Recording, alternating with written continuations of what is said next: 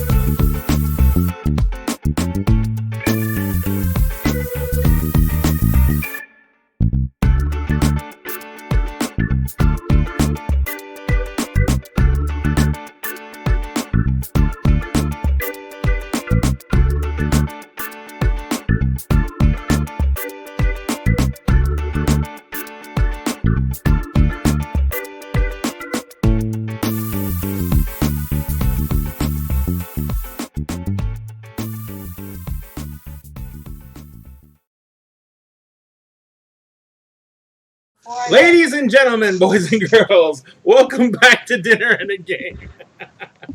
All right, so tonight is dinner conversations. Thank you very much, baby. It's very nice of you. Yes, bunny ears, ladies and gentlemen. We're professionals. Wait, totally. Tonight Totally. we're doing our dinner Nobody told conversations, me. which is Nobody our told live me. weekly talk show that we do Saturday evenings, where we talk about just a little bit about a lot about something and a little bit about everything.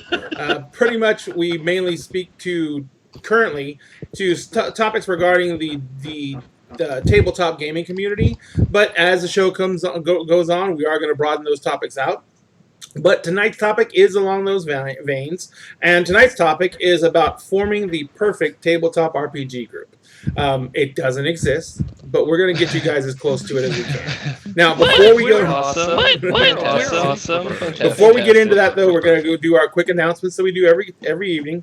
The first announcement is the Royce to 7K is on the verge of cresting 6,700. My wife is in here with me instead of being at her normal station, so let me find out where we're at. Want me to find it for you real quick? 6536 is where I'm likes, but I will be able to get there real quick. Okay, you want me All right, we are sitting at drum roll because this thing is taking forever to load. There you go.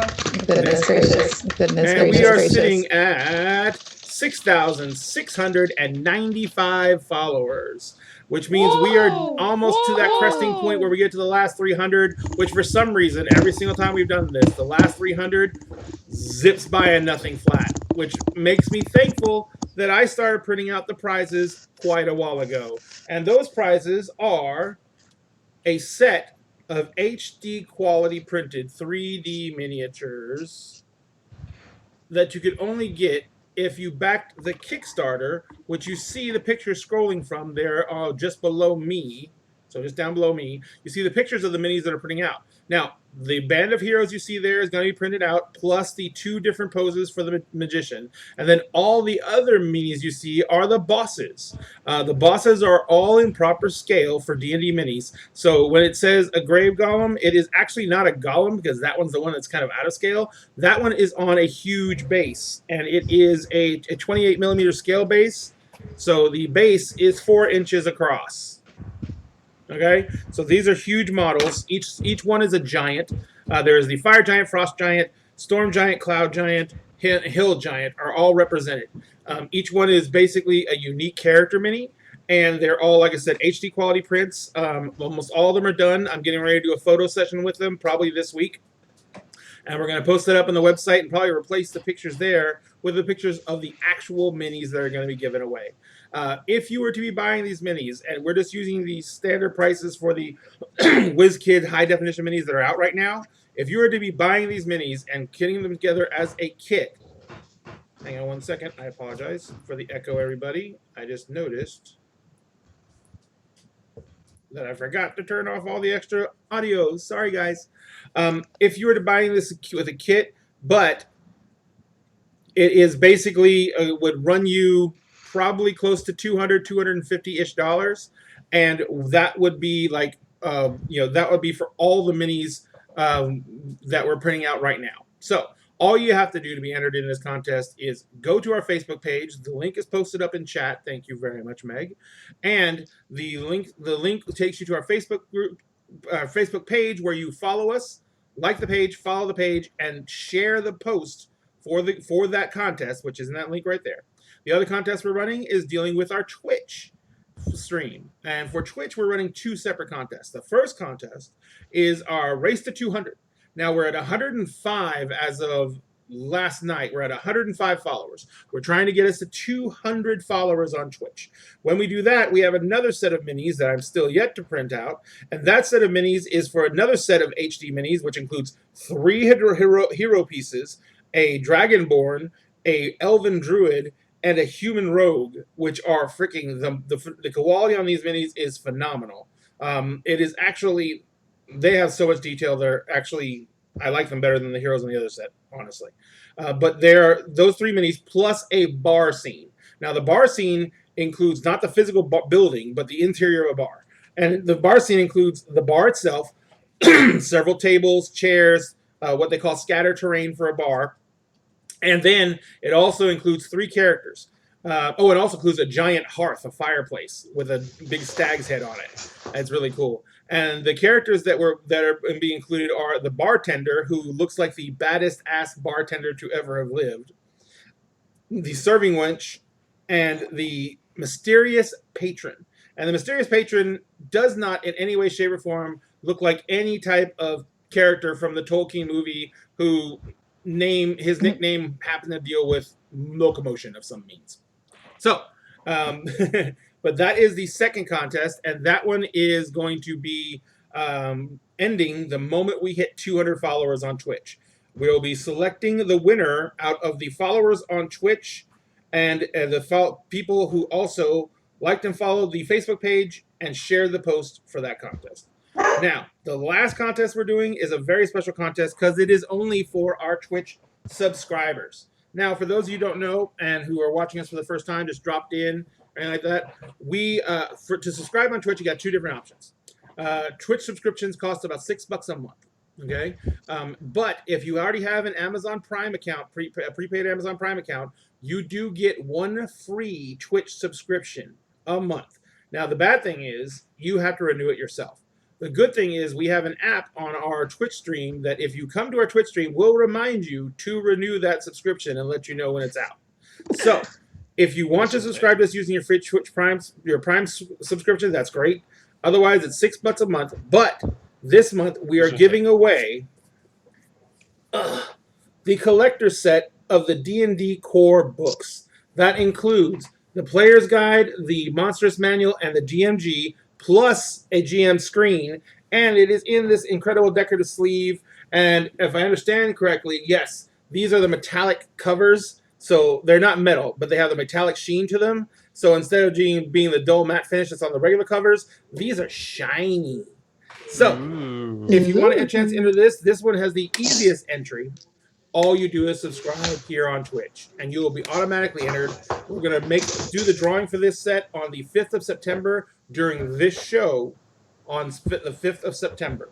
So, and you do not have to be present to win, of course. We will contact you to win, but we would love it if you guys come in and watch the show. Other than that, does anyone, I forgot to mention this, I'm sorry guys, we didn't pick a store to boost. Oops. So, let's do this. Wait, Philip. Ask Jasmine if there's a local game store in her town that she likes to go to, or it. Jasmine just had to step away for a moment. Oh, we are crushed. And Philip, you recommended Etten. I remember last time, so we've already done Etten. Does anyone else have any other game stores? Well, we could wait until she gets back, and we can distract ourselves by making Kessie cry. Oh no! No, that's okay. We'll leave Kessie alone. I'm going to promote it in the local store. He's put something in front of me that I'm supposed to open. Oh, really? And it's gonna make me cry. Is what he's saying. Mm-hmm. Kessie, would you care to open your wonderful present? You don't have to, sweetie. God. You don't have to. Oh God. She wants to. I do, because I'm a sucker for punishment. It's just Oh McRib. no. It's back. It's the McRib. It's back. Is it 2 McRibs? I can't believe it's back. Hi, Meg. Hey, Meg. Hi, Meg. It's All Kessie crying. We need a zoom in feature just for Kessie for she cries. You're Kes- such a wonderful person. An instant replay. Weren't you just cry. calling him a son of a bitch about 20 minutes ago? Yeah. I think you told him to That's fuck how off it too. works. This is a volatile relationship, ladies. Oh my God! You got it. You got the Funko Pop. Yes, the Vix on a Broom Funko Pop that was sold out for so long, and then there was like a split-second chance to get it, and I was like, get it. And Kessie has cried for the evening. Ladies and gentlemen, Kessie has cried, and we weren't even in an RP situation. That's our show. We're good night. Have a good night. And that's how you form the perfect group, ladies and gentlemen. You make one of them cry. I love it. Good. Happy tears. That's how it's perfect. Excellent. For Thank you anyone very who much. doesn't understand why that is so important to me is because that character in general is a character that I started cosplaying this last year, and it has brought me to so many people, specifically people on this show right now, and it's just insanely important to me. And Oh, and the bag that it was in was from the Critical Role show in Austin. Yeah. Someone click that shit and send it to Laura Bailey right now. Oh, excellent. Thank you. God, if I Josh, ever meet very her, much I will for- literally just probably just die instantly. Like I will have an absolute, like I will have a fucking heart attack and just die. Well, first off, Josh, thank you very much for letting us be a part of that. That was very special. Thank you. Absolutely. And Cassie, thank you for crying. Of course, anytime. I got you guys. You need tears? Got it. She has what the doctor calls full eyes. It's so true. Oh man. And the store that I wanted to go ahead. Oh, is Jasmine have a store up there, Philip? Jasmine. Where Do you have a local game store up there, Jasmine? You're muted. Y'all are Muted. muted. You're all muted. Uh-oh. muted. He's fixing it so that way she doesn't Sorry. keep Like, sorry. scaring. Like all the game stores here, or all the stores sell games, so it's not like game stores as in the sense of in the States, like where people sit and play, or that's not a thing here, Oh, unfortunately. Gotcha. guys, we're going to Germany. Going to Germany. So they don't have places where people actually go to play then, Jasmine. At home. I hope. It just meet up and play at home. So that's not. We play a lot of board games, but I don't think the like D&D community is, or like RPG games are not that big over here, as far as I know. I mean, here in the area, like I'm the nerd in the area, so You're the one? You are the nerd. I'm not even that. You're in Germany, right? Say it again.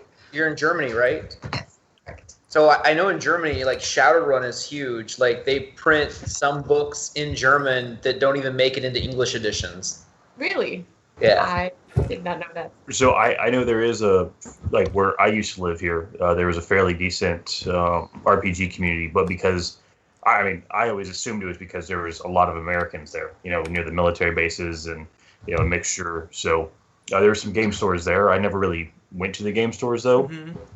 I had everything I needed, or just ordered online. I mean, I feel like the biggest games. Thou the art a games that we betrayer, have is Philip. games. The whole reason we're doing All right, this, Ray. of course, is to support our friendly local game stores. So what I'm gonna do is I'm going to pull an executive decision out of my hat, and we are going to go with a local game store that is local to the Spring and the Woodlands area called Fat Ogre Games.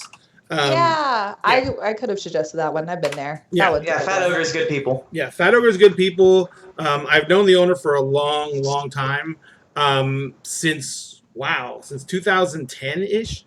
So yeah, I'm old. But yeah, I've known the owner for a long, long time.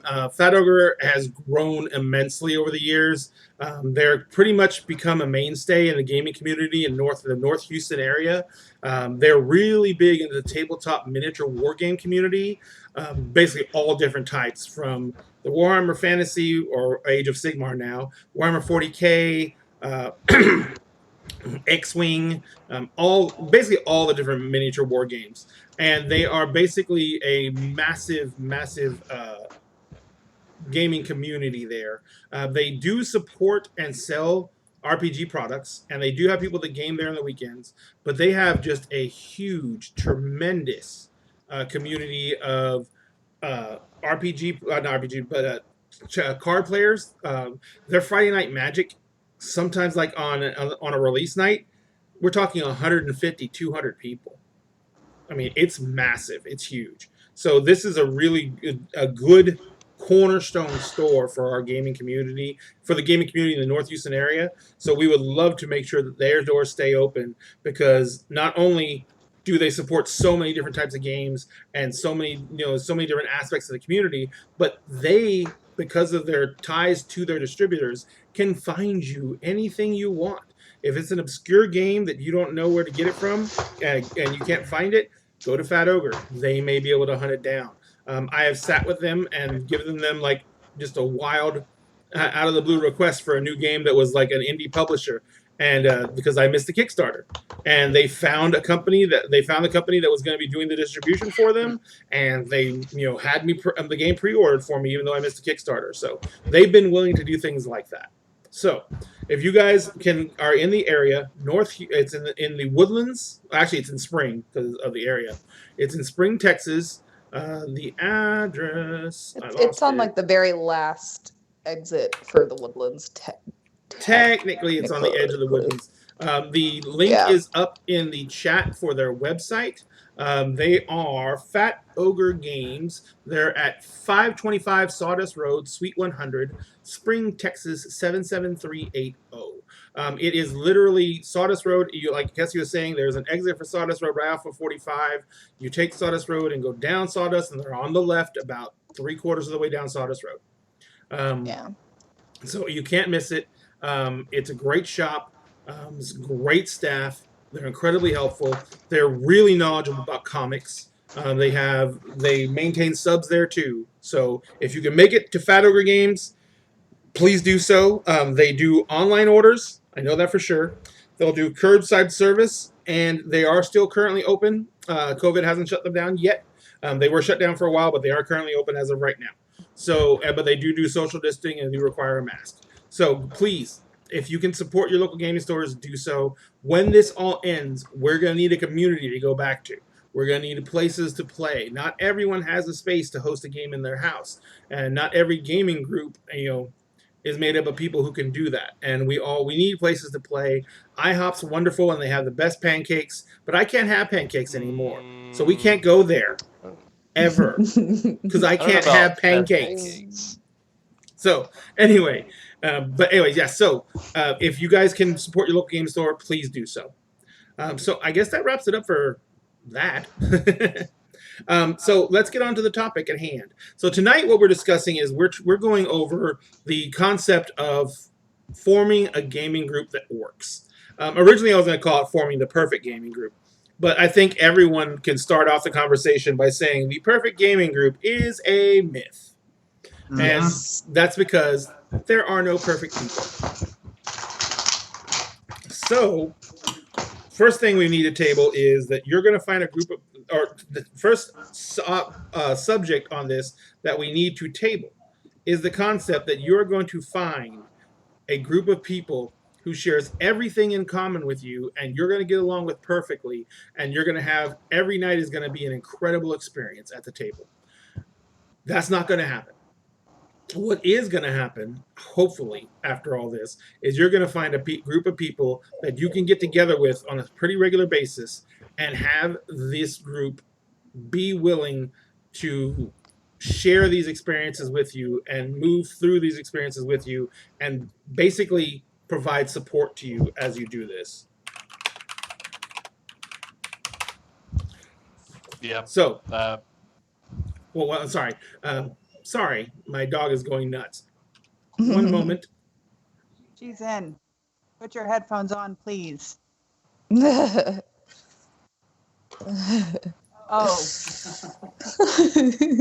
Well, actually, our son's dog is going nuts because that's the echo I was talking about, by the way. That's because I don't have my headset on. Yep. Oh, put your headset on. Well, you're not supposed to be here. So I'm muting you. Put your headset on, I'll go away. I muted you. Oh no, I muted Jonathan. The perfect gaming group. So anyway. Yeah. You're looking at it, people. Right here. For the example. So anyway, but no, so Headset. drink your wine. So the base, and look, an imperfect group. But no, so the basic gist of it is we're not going to I find a love my perfect group. group. Put your headset on. Stop. So anyway, as we were saying, the perfect group doesn't exist. Some people are a massive pain in the ass. But what you're looking for is not the perfect group. You're looking for the people who you can get really pissed off at because they're being a pain in the ass and still want to come back next week and hang out. No matter what happens, these are people that you should be able to share experiences with, enjoy your time with, relate to, and then be able to go through. And because sometimes games can get really, really tense and intense. And during those situations, people can make mistakes.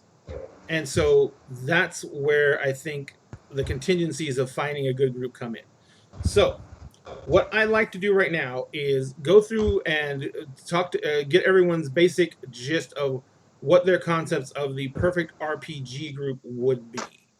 So let's go ahead and start with Jonathan.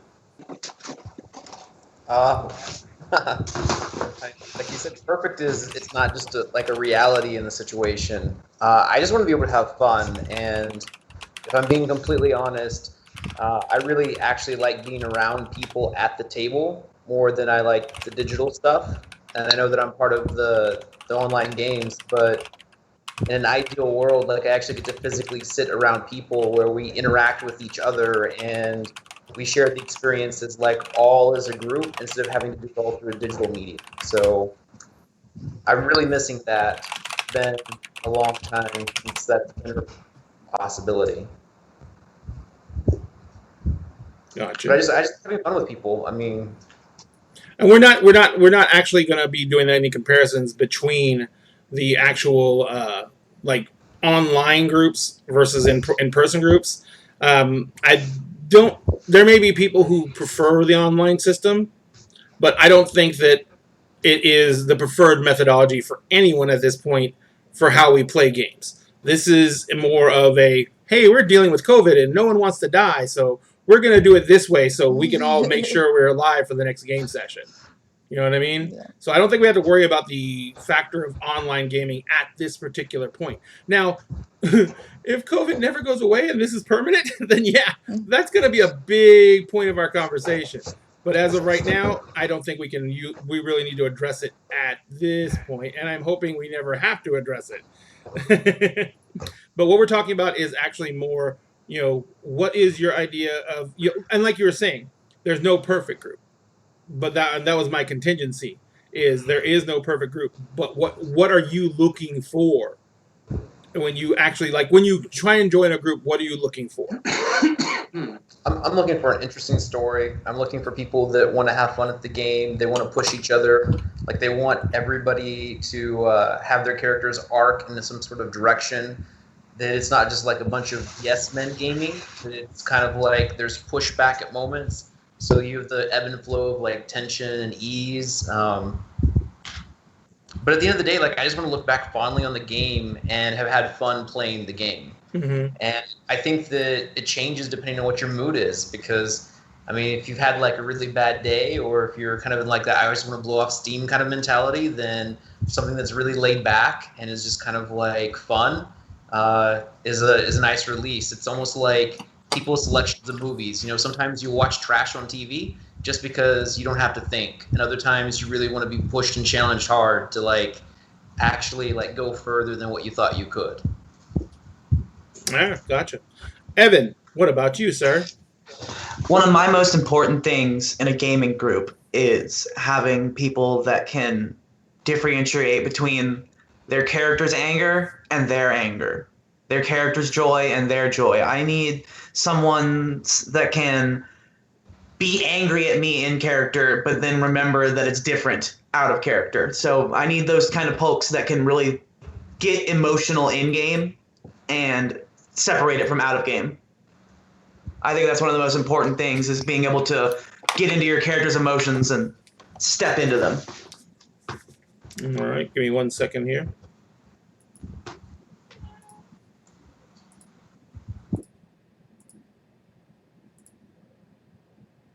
And switching over the audio real fast. Okay.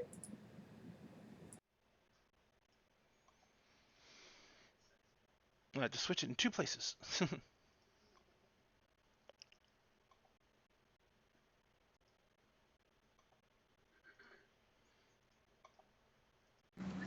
All right. So, what about you, Philip? You haven't gamed with any of us at any of our tables, but you definitely have gaming experience. So, what do you look for? First of all, let me know if you guys hear the fan in the background. Because if Do you not. do, I'll change. Okay. Well, at least I don't.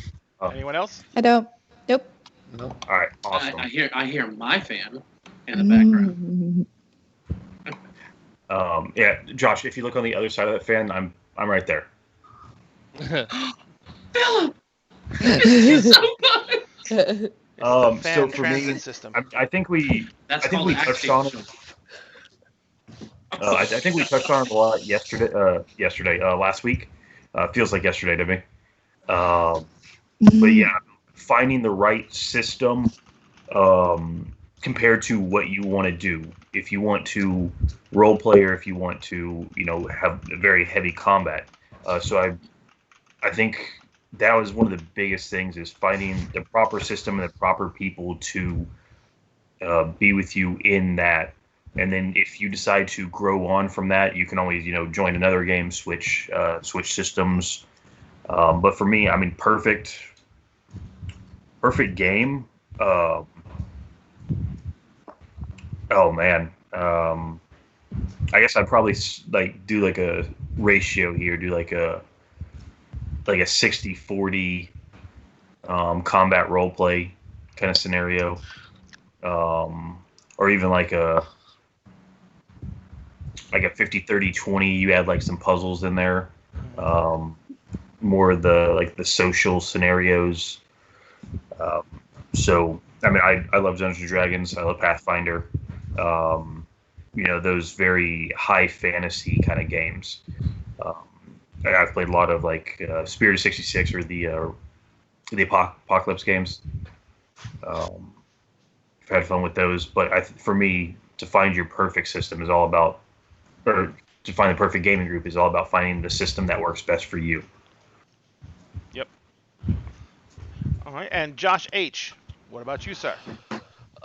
Goodness. So I think that for me, the perfect gaming group is it's people that maybe I've not known for a long time, but people that are pretty right over here doing sign language. The perfect game for me has been people that I've known for a little while, people that I get along with or can relate to.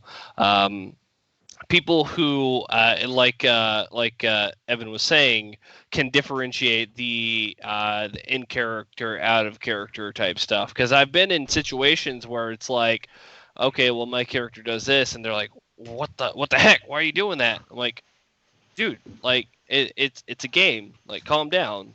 Like, so people who can really kind of who don't take the game seriously. I like a good game where everybody is in it and there's not a whole lot of distractions or side conversations, which, of course there's always going to be side conversation, but as long as it doesn't derail the session. As far as like D&D type stuff, or just I'm very I like exploration, but I favor more role play combat type stuff. So it'd probably rank role play combat exploration. Really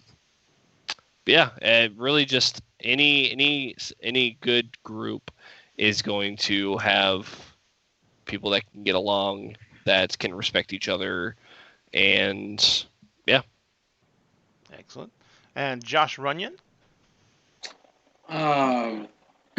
So I have two different perspectives on this, because I have run several games and I have played in several games. So like coming at it from a standpoint of someone who is sometimes, or for a while, for a lot of the time, was pretty much like all-time DM, just out of default. Uh, from a dungeon master's perspective, or really any like head of the table's perspective, um, for me, the ideal group would be a group of people who are willing to invest like fully in in the game, the story, the characters, the relationships between all of the characters, and the world around them. Um, I've been very lucky to have a very close group of friends that I've been gaming with for almost 4 years. Yeah. Pretty much running the same campaign the entire time. And that's branched out into smaller groups and splinter groups here and there and whatnot. But like that game, the one that I've been running, I've been very lucky to have that because I've had a lot of players come and go from my table. I've had a couple of players stay the entire time. But with the exception of maybe one or two, I can definitely honestly say like I've had a lot of people who have been invested. Like they care about the story that we're telling. They're having fun. You know, like I've always kind of considered myself a storyteller. I wanted to write. I was writing terrible material when I was a child, but I've been kind of doing the storytelling aspect of this for a really long time. So that's what's most important to me in the game, and that kind of feeds into my perspective as a player. Like as a player, the perfect table for me, like obviously we say perfect, like the ideal scenario is one where like I get to fully embody a character that I am playing. I get to become this other person. I love the escapism. It's a great break from the horrors of reality. You just get to pretend to be like a goblin who likes cheese for a couple hours every week, and that's great. So for me, a table that it's easy to role play off of other people, and especially the DM, because that's the most important. Like for me, combat's all good and well. I like combat a lot when there's context behind it. Like just turning around a corner and fighting a random vampire, who cares? But if it's a vampire that I've been chasing for the last 3 years of my life, and he killed my father, and he did, and now I get to have this meetup where I'm like, you son of a bitch, you killed my father, and Prepare to like die. yeah, exactly. I live for those moments in the tabletop community. So I think that for me personally, and I'm sure for a lot of other people, is a big part of it. So that would be my ideal setup. Excellent, thank you, Kessie. Yeah. So one of the big things that I didn't realize, I guess, was as important to me specifically was not until a little bit more recently. We had an incident where we had to remove someone from our table because of their beliefs in the real world, like the beliefs that they have. And so I really feel like that is another important part, is having a group around you that at least for the most part thinks somewhat similar to you, and like have a belief system that's a little bit at least on the same page, or people who can at least remove that from situations and not bring it up, or not have that be a problem, that being around other people who have different beliefs than them, because that can lead to some very awful situations, like I was put into one once upon a time at our table. And it's just, yeah, I think that is a, like, having people that you actually get along with on a basic normal level, like outside of game, is really important too. Gotcha. Excellent.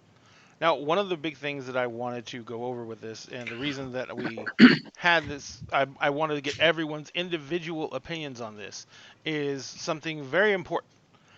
If you, everyone who was watching would notice, every single one of the people here had a different take on what their perception of the best table was. Every single person had different priorities. Every single person had different ideas. Even their initial concept of what a table should be or how a table should be made up was different. You know what their priorities were looking for, what they were trying to achieve by forming the table, all of it different. So the the biggest thing about that is, that is the most important factor for any group trying to come together, is to understand that every member at the table, no matter how like-minded you feel when you're all sitting down to say, hey, let's play this game where we all get to run around and pretend to be sword-wielding heroes or spell-slinging superstars in this fantasy world, before you have all that in common, you're all individuals with individual wants and individual needs that are going to be brought out during this game. Because that's what role playing does at its heart. It's storytelling, but it's a storyteller's aspect that is completely different than the norm. Storytelling basically is the ultimate art form. And so storytelling is the ultimate art form, and it's the ultimate classic way that people have communicated ideas and transferred knowledge back and forth between each other. So it's the most basic element of human society. And because of that, we all crave it in one way or another. So when you're talking to people about how they want their individual stories told, and then you're asking them to come together as a group and make that part of how they're going to spend an evening, you are looking at bringing in dichotomic differences in opinion on what that nature of that storytelling is going to be. So that is the biggest thing as a GM that you have to understand, is that all these people you're getting to the table are not going to agree on what the best story is. So that's the first thing. And if you have, the biggest thing is, if you have that in mind, then you will have a great foundation as a GM. And if the players have that in mind as a group, they will have a great foundation to move forward with the process of carving out a great group. Because the moment you understand those differences is the moment that you get to that point where, okay, now I have a basis to understand where future conflicts may come from with the other people at this table. Now I have a basis to understand why certain aspects don't appeal to other people but do appeal to me, and that makes it a much better and balanced point to start out with.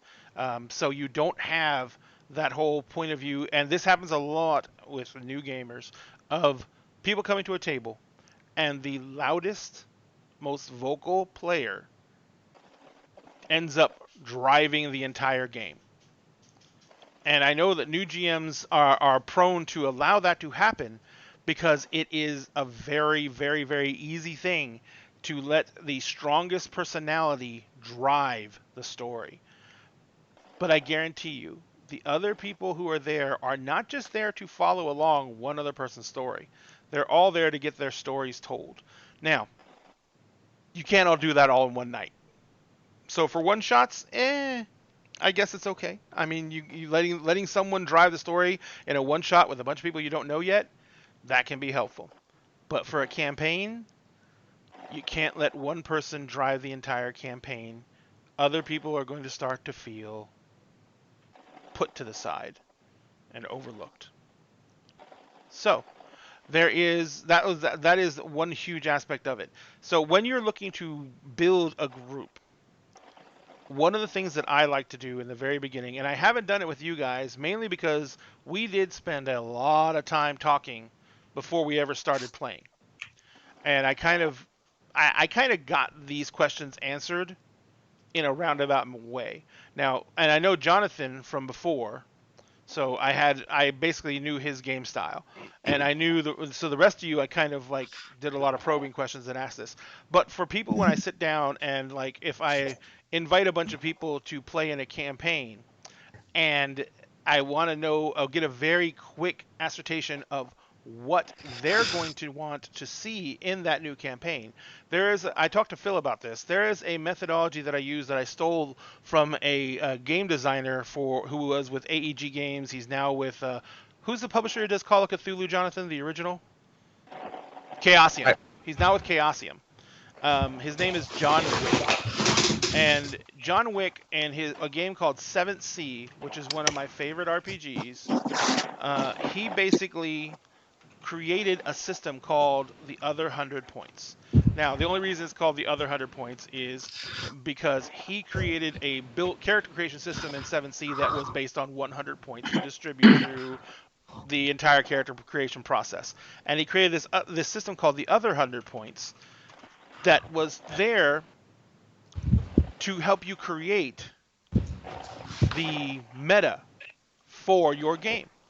And the other 100 points was basically you take 100 points, so it's a 0 to 100 point system, and you divide the type of game you want to play into multiple categories.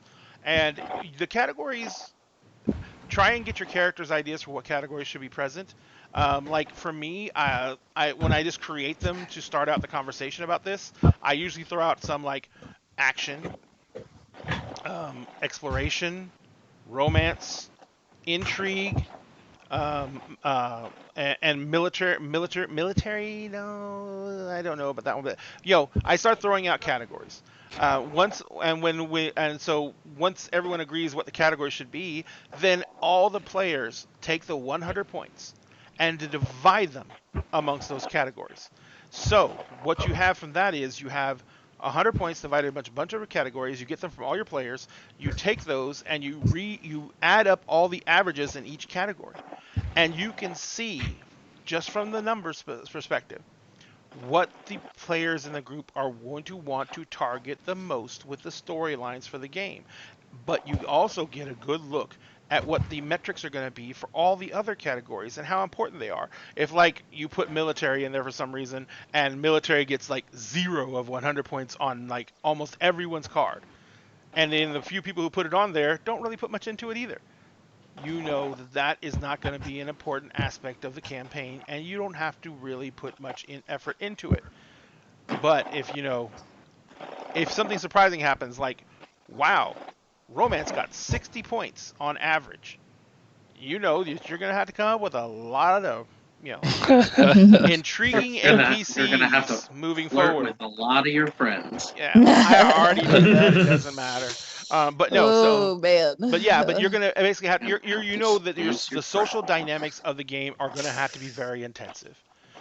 So, that is a great way to not only get an idea of where the plot and the game is gonna go, but it also gives you an insight into the psychology of the player sitting at the table, because it tells you where their heads are at right now, what they want to explore, what they want to see, and how they want to focus the intent of this game, both individually, because you have their individual 100-point scores, and overall as a group. And that is an incredibly good guiding point for how to push the narrative on any story. So, I am going to be doing that with you guys, by the way. I'm going to be creating 100-point lists for each one of the campaigns that I'm running, and we're going to be doing the other 100 points. It takes only a second. I'm probably going to do maybe 5 categories. And we're going to do the other 100 I'm going to put all 100 points into romance. Oh, and Jesus. I will woo the shit out of you. Of course he is. Josh, that's a bad idea for the Serenity game, because the other Josh said that you're supposed to be my girlfriend. I don't think that's how it was worded, but that's the way I interpreted it. That's how you we need to fix your translator. Oh. So, I know we got quite a few GMs here in this group. Do you guys have anything you guys do in particular to get prepared for a new group that helps you kind of work through those jitters of being new and being a fresh group with not a lot of knowledge about each other? Yeah, absolutely.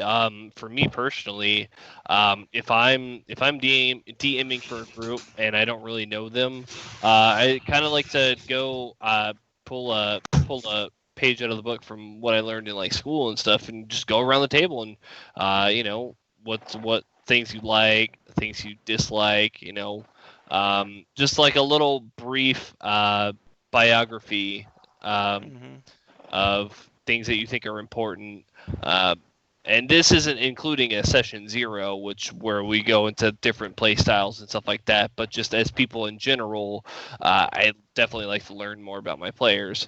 One thing that I haven't particularly used, but have seen used, and will, if I do something in the future as far as DMing, it's a consent form of essentially things that that are hard stops or things that make you uncomfortable, stuff like that. I've seen a few skeletons or whatever uh, of the particular form, but I think it's really important because if you're fighting a bunch of spiders and somebody has like legitimate arachnophobia, that's really gonna push some buttons on a player that you didn't think about or don't really want to push.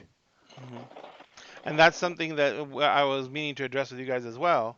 The big thing about that one of the big things to take away from that is I've seen a lot of RPGs online use this, and they use a card system, and it could just be index cards with different colors, like a red card or a white card. The red card means, oh, I'm really uncomfortable with the situation. A white card means I'm getting uncomfortable.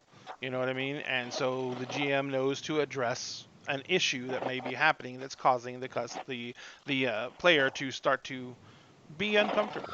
So that leads directly to what you were saying with providing them an idea ahead of the game of what's going to be happening and what they'd be comfortable and uncomfortable with.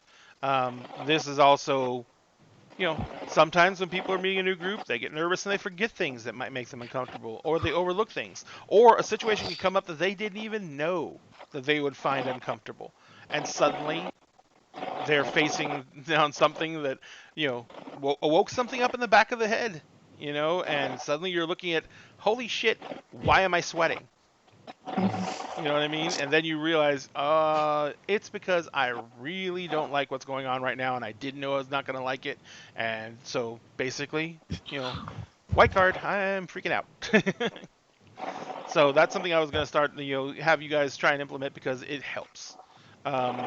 And we also have chat functions here that we can throw up messages saying, hey, I'm uncomfortable with that. But sometimes in these situations where we have not all of us have 2 monitors, not all of us have a big setup, so you might not see a chat icon blinking in a corner. I have 2 monitors, and people have sent me stuff in chat, and I've been like, oh, look, it's the end of the game, and someone wanted me to address this an hour ago. So Right. that's happened. So it's better to have something that can be visually seen. I think that's also true on a tabletop game in front with everyone around the table too, because if I don't notice it, someone else can point it out to me, or stuff like that. So it's a great idea to be utilized because visual symbols are always the best stimuli. And if you make them nice, vibrant colors like a neon pink and a neon green, you're gonna see those. They're gonna pop up in your peripheral vision. You're gonna be able to see it. Yep. Nick said had friends steal it when we go out, so they'd be able to signal if the rest of the group if something was off. Thank you, Meggers. Hey, that would be Mm-hmm. that would have been useful a few times in my life. Man, just like I can imagine, just like pulling a football ref and just being in the middle of a bar or club, and then all of a sudden you hear like a loud whistle, and then like a flag goes up. Personal foul. Touching Yeah. below the elbow without consent. Mm-hmm. Back the fuck off. Back the fuck off. 6 feet. 10 yards. Yeah, 10 yards. Yes. All right, so But yes, so that is something that is good for helping, especially in a new group. People are already going to be in an uncomfortable situation because the social dynamic is not there for them to be at ease. They don't know anyone. So they basically, need something to help them feel more in control of the situation. Especially because we get a lot of people trying this out for the first time, and some of them, are really breaking down some walls personally and trying out things that originally they thought would make them very uncomfortable. So that's another good aspect for it too. It helps out with that as well. So, uh, Meg was carrying around a box labeled the penalty box. So, anyone else have anything they tried? I know for So, me, for oh yeah, no, preparing. go ahead. Oh, sorry, Yeah, Josh. no, go ahead. Um, so when I used to DM, especially like very first sessions, like I'm meeting people for the first time, um, I would do this technique. I've heard of a lot of DMers using it. It's called winging it. I don't know if you guys have ever done that before. Never. Don't know what you're talking about. Everything is scripted and it Never. is on the rails. I Never spend 30 deviates. hours a week typing out everything that you guys say on this script, this thing. I would show up to a first session and have nothing planned and just boom on the spot. Okay, talk to the people to begin with. See everybody's kind of like expertise level, I guess, or how experienced they are. Have they played fifth edition before? Have they played Pathfinder, which is a version of 3.5? Stuff like that. And then I'd go, okay, so it's either like if I kind of get the sense that they're role players or that they're more experienced characters. All right, all of you happen to be in this town on this particular day, and you're all in this particular tavern, and you all see this particular sign on the bounty board. This is a very particular adventure. Yeah, very. I would make the details up, or I would already have stuff pre-planned, like, hey, you're in this town, But if I get the sense that maybe they need more of a push towards what they're supposed to be doing, then I'll probably be like, all right, well, you guys are part of the Silverthorns Guild. You were sent here to this town to actually do this, and I would basically hand them, instead of it being on a bounty board, it is now you're now handed this mission. So if I get people who maybe just need a little more of a push, I set up this guild, and the guild magically sends them, things to do until they can kind of start picking these up on their own, And but sometimes you get these guys who are hyper focused on just completing that one thing that the guild set in front of them. They kind of forget about what we'd call the side quest. And then you have other people who want to run around like it's The Witcher 3 and do nothing but side quests and completely forget about, the main quest. That's kind of when like the guild system or being part of a guild comes in handy. Like somebody sends you a sending spell. Hey, just so you guys know, this situation is getting very dire. We need your help now. And so you can kind of pull them away from those side quests if you need to. Mm-hmm.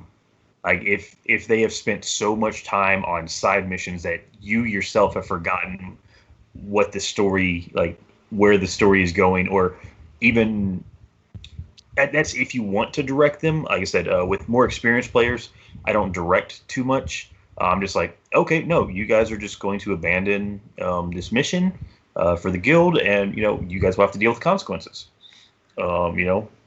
And now maybe a very powerful NPC is dead, who could have helped them out later, accomplish something.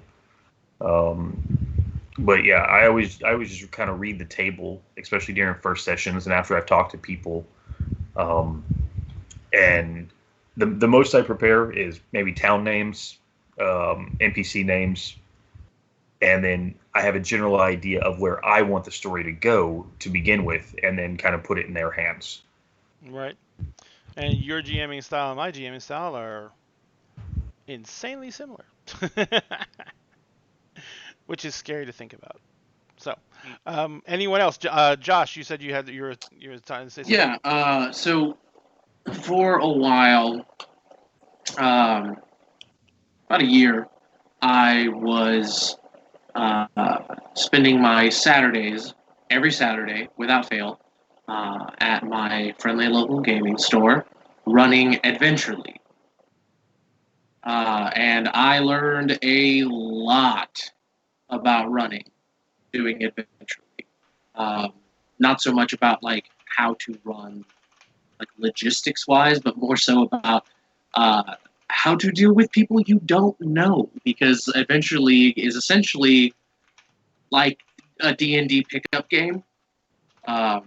It is actually like you are a guild master and you're like, all right, adventures come up, need the first 5 heroes I can get to go do some stuff, and you could get fucking any. You could get somebody who's like, I only want to roleplay, and then another guy who's like, I am here to get gold, to kill, and to get gold, and to kill. You could get somebody who has never played Dungeons and Dragons, like, I am here because I want to do something that people don't usually think of in D&D because I have a fresh perspective and I'm not locked into this mindset one way or the other. So it's what I found that helps, particularly for like tables where you are not sitting down with a group that you're super familiar with, where you have a rapport with everyone, is on the DM side of things to try to get them kind of pretty much what Philip said, like feel the table out. And the best way I find to do that, to see like who's who, because every table's got somebody who's going to step up and kind of be the face naturally. Someone's going to naturally kind of be the plan maker. Someone's going to kind of naturally fall into these roles without being prompted necessarily. I found that the best way to do that, to suss that out in a situation where you're kind of either running a one-shot or you're running something like Adventure League, is to take a brief moment away from like the module to like put them in a campsite. Like, okay, you guys are going to the place to go to the adventure. You have to camp there for the night. You have to set up watches, and then during that time, I say, so you're on watch. It's better to take a 2-person watch than a 1-person watch. And then I ask, what are you doing to keep yourself awake on watch? And if somebody goes into this great detail about, I pull up my spell book and I'm doing this, and I talk about my past with this other person, or whatever, you just kind of get the feel of who is going to be a bit more into the RP side. You get the sense of more like in the same way that humans love to talk about themselves more than anything else in the entire world. Players love to talk about their characters more than anything else in the game. Like a player who is fully invested in their character, you're gonna ask them like, "Hey, didn't you have this detail in your backstory?" They're like, "Oh my God, yes. Let me, please let me tell you about it. I would love to." So if you Guys, I have to step away for a minute for an emergency. I'm sorry. Okay, that's all right. No, it's all right. Man, I hope everything's okay. Yeah. I love you. Me too. Love you too. Question real quick. Mhm. How would you deal? You were talking about how you always have that like one person who kind of like steps up and is the face, and that one person who steps up and is the leader. How would you deal with like if you have like 2 very alpha players who both want to take the reins? Well, first off, you dig a pit in your backyard, about 10 feet deep, about 20 feet wide. Yeah. So it's funny you should ask, because I have had that situation weekly for a long time. Know how to deal with it. Yeah. And the answer is, you just kind of let them do whatever, and if So basically it's like a race to see who can get to the worst idea first.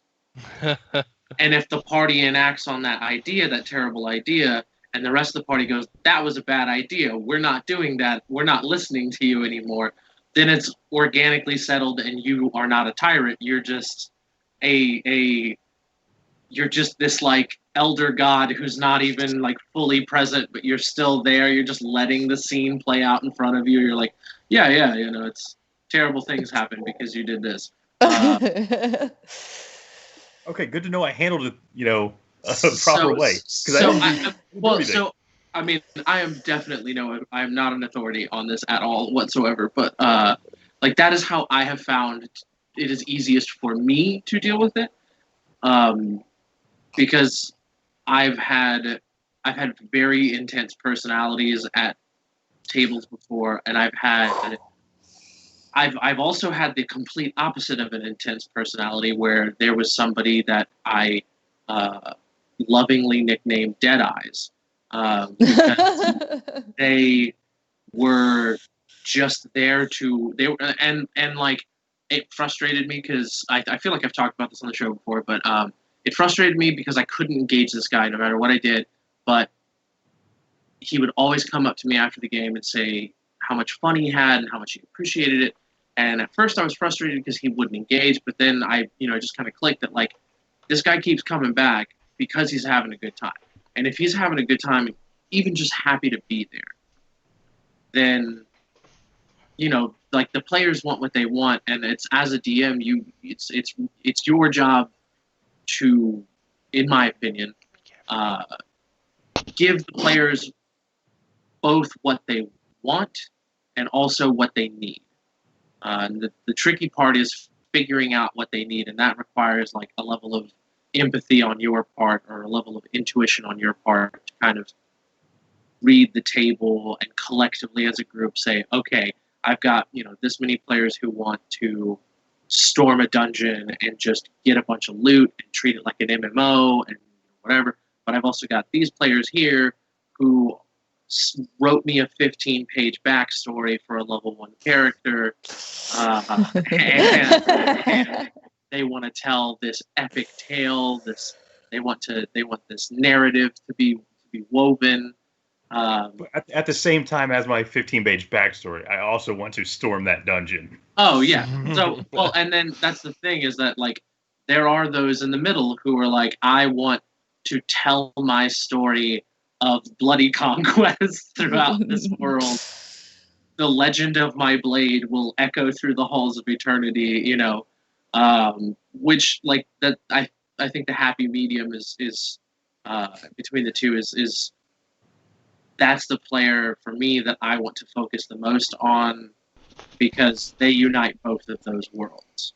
They unite the player who's like, fuck yeah XP, fuck yeah gold, fuck yeah monster killing. And then they also unite the character who's like, fuck yeah emotional backstory, I cried real tears at the table tonight, or every single dropped. night.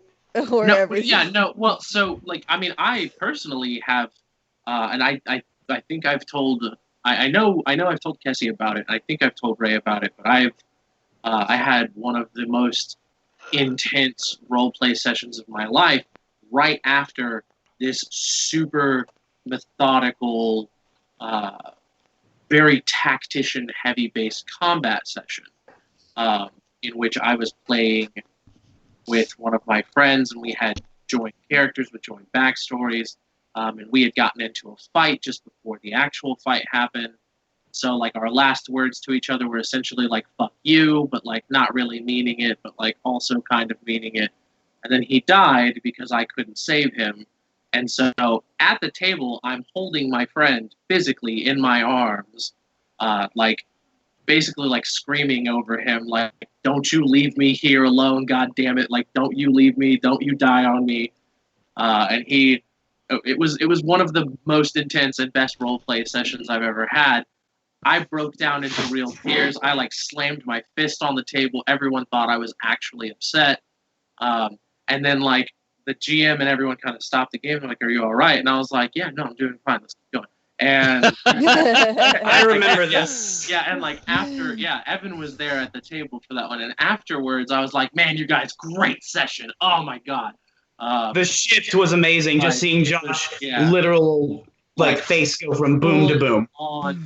Full on, like real tears. Like it was probably the best RP session I've ever had.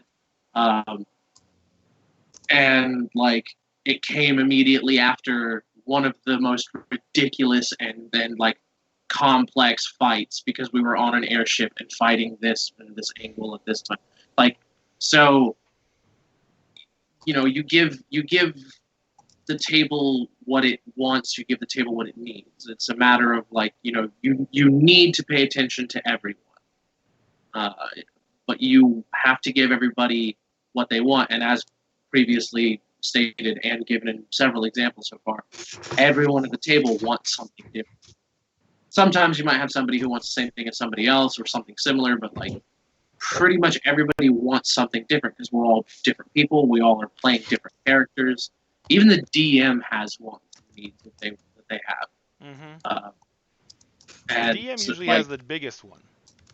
Yes, I would say that any table that I'm DMing, my biggest want is like I want everyone at the end of the session to like get up and still be talking about it as they're walking away from the table, and still be talking about it like a week later, and still be invested and hyped up and excited about it.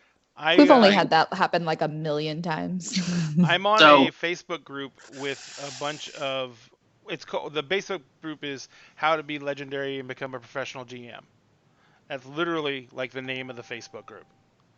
And they are talking about, and there is a huge change going on in gaming right now because there is such a demand for people running games. You can literally make $10 an hour going on Roll20 and running games for people. And it's not a joke. It's real. Now, here's the thing.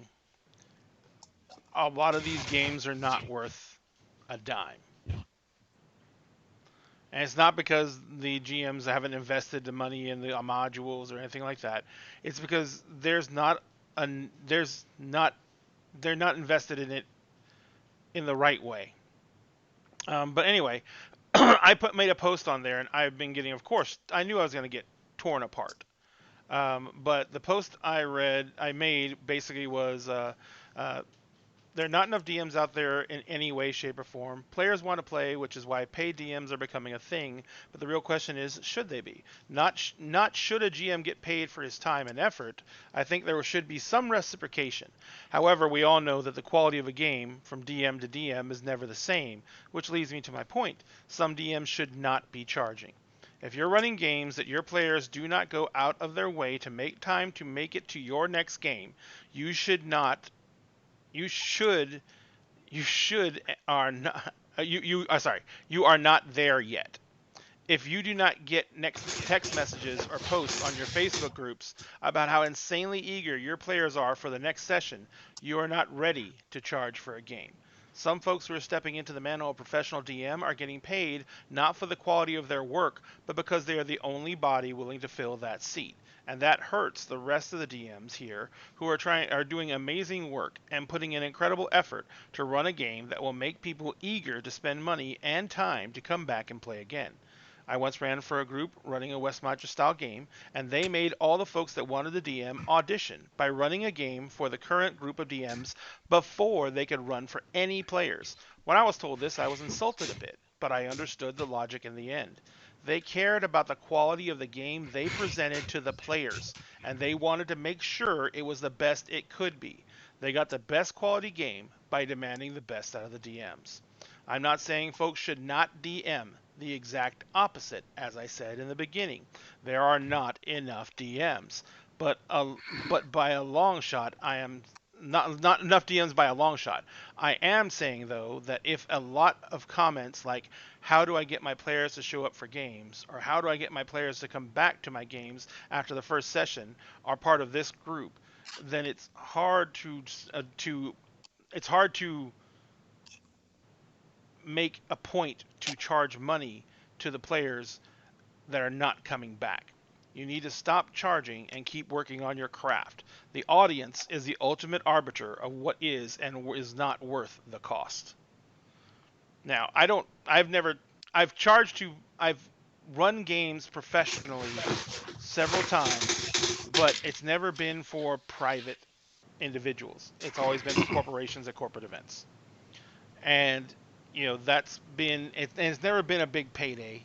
It's always been, the way I usually do it is, $10 an hour per player, minimum 4 hours, minimum 4 players. That's always my corporate rate. So yeah, I make $40 an hour to GM. So, and that's a minimum. If I have 7 players, I'm making $70 an hour. But I'm only making that for 4 hours. So basically, it's a sustainable lifestyle if you can find the gigs. There's not that many corporate gigs out there, unfortunately. But you have all these people now who are coming in, and they're trying to charge $10 an hour, and they're trying to run games, and they have no real experience. And it's basically, what do you want to represent? You know what I mean? Because all these other guys on this Facebook page, there's a ton of people every single day going, man, I ran a game for people the other night and none of them want to come back to my next session. What's going on? What's wrong? How do I do this? How do I make a living at this? And my take on it is always the same. How long have you been running? How many sessions have you run? How many questions did you ask of the people coming into your game? How hard did you try and get to know the players before you started running? Or did you just download something from DM's Guild, throw it on Roll20, and try and make it happen? Because if you're $10 an hour is not a lot to pay for a GM, and I'm not talking per player like I charge. I'm talking these guys are charging $10 an hour. $10 an hour is not a lot to pay for a GM for a party, and it's not a lot to make either. But at the same time, and I told Josh this like 100 times when we were talking about the other games where the game sessions where I met Josh. We're representing a greater community, and this was something that I was predicting was going to be happening back then. As the community grows, there is going to be a bigger and bigger need to fill that GM vacuum. And if there's people out there who are stepping up to the plate, who are trying to make a go of this without having the experience and the knowledge to do so, then the people who end up playing in those games later on, they can get down the road, and someone who is legitimately a fucking amazing GM, who is literally trying to make a living doing this, is going to have to deal with the preconceived notions that those people now have about paying for a professional GM. Yeah, I agree, and kind of hop in there. It could also affect, people who are new players, and their first game is they're the majority of people paying for GMs. Exactly, and then they're like, oh man, that was a terrible experience. Do I want to play this again? Maybe it was me. Maybe it was me, maybe I didn't enjoy it because something that I was doing wrong. When in reality, it was the DM. The DM did not provide the experience that was necessary, or that was guaranteed from what they said. If I agree with you. If you're going to be charging to be a DM, which there is this whole thing of people just like, oh, you shouldn't charge for that. You should do it for free. That's the old school stuff. Yeah, exactly. But it's if you're going to be charging for your skills, you better have the skills to back it up. Or else you're just going to be putting a big smirch. Let me give you an idea of what I was charging for when I did corporate events. Okay, I have a 3D printer, and I have spent hundreds of dollars on spools of filament to print out full 3D dungeons. Okay? So when I do a corporate session, I have the dungeon, I have what I'm going to run designed. I bring the 3D terrain with me. I bring unpainted minis with me. And then I bring a set of dice for every single player at the table. And okay, they're cheap dice. They're $2 dice off Amazon. But I have a set of dice for every single player at the table in a little bitty, bag. The player gets the bag of dice, the mini. They take those with them when they leave. All right? They also get the character sheet. And we play on 3D terrain, right? And so it's a very immersive experience that I try and give out.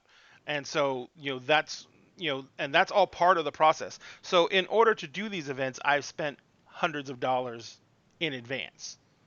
So the nice thing is I only have to replace the pieces of terrain that I now drop. Mm-hmm. So, and and the WizKid minis are great and they're cheap. So you can get lots of space done by that.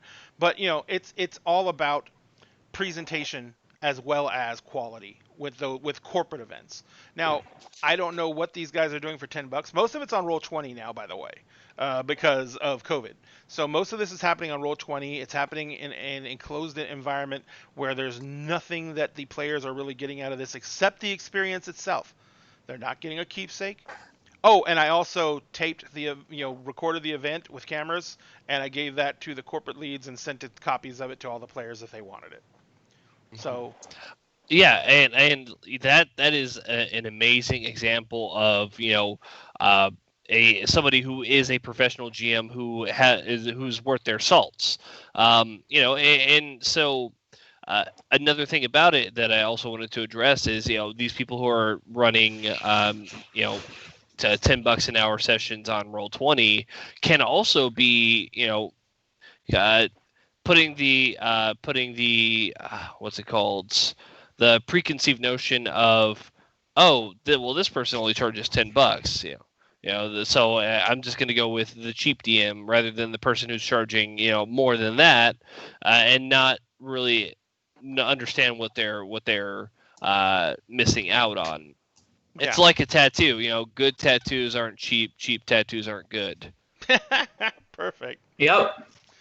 So I've always kind of had this thing where if I'm paying for a session, well, I guess before paying sessions were a thing, I had this thing where I want to compensate the DM for their time. But it wouldn't be like monetarily. Like I might show up with food or show up with beer. That's how dinner in a game came to be. I was compensating my players. Give me a back rub. Back rub. We'll I see need where it leads. Oh God! Scratch my back. But Literally. if when I was so for people who don't know, I'm in Germany right now. So when I was actually playing here in Germany, we had this really good DM. He was very, very vivid with his descriptions. He had this gorgeous world set out, but he had nothing. I mean, we were playing on pieces of paper to begin with, and then we ended up going out and buying. My old roommate and I, we went out and bought the battle maps, just grid battle maps, and then we'd write on there. And then from there, we kind of upgraded to. Before we got the battle maps, we were actually playing on a digital chessboard on a projector and going, okay, you're this piece, and then, moving around. It works. Improvise, adapt, overcome. So, yeah, then we ended up getting terrain battle maps, buying those and buying this huge set off Amazon of 100 random minis of monsters, or horses, skeletons, zombies. And then we got a bag of skeletons because that's kind of where the campaign was going, was more undead. So we just got this big bag of just random undead skeleton zombie stuff. And that was just us trying to make the game better for everybody by providing him with the tools that he needed to tell his story. And this was very much this campaign was very much a DM driven story, but it wasn't so much to the point where he was railroading us into the story. It was more he created this story so like well put together that we wanted to experience the story that he wanted to tell.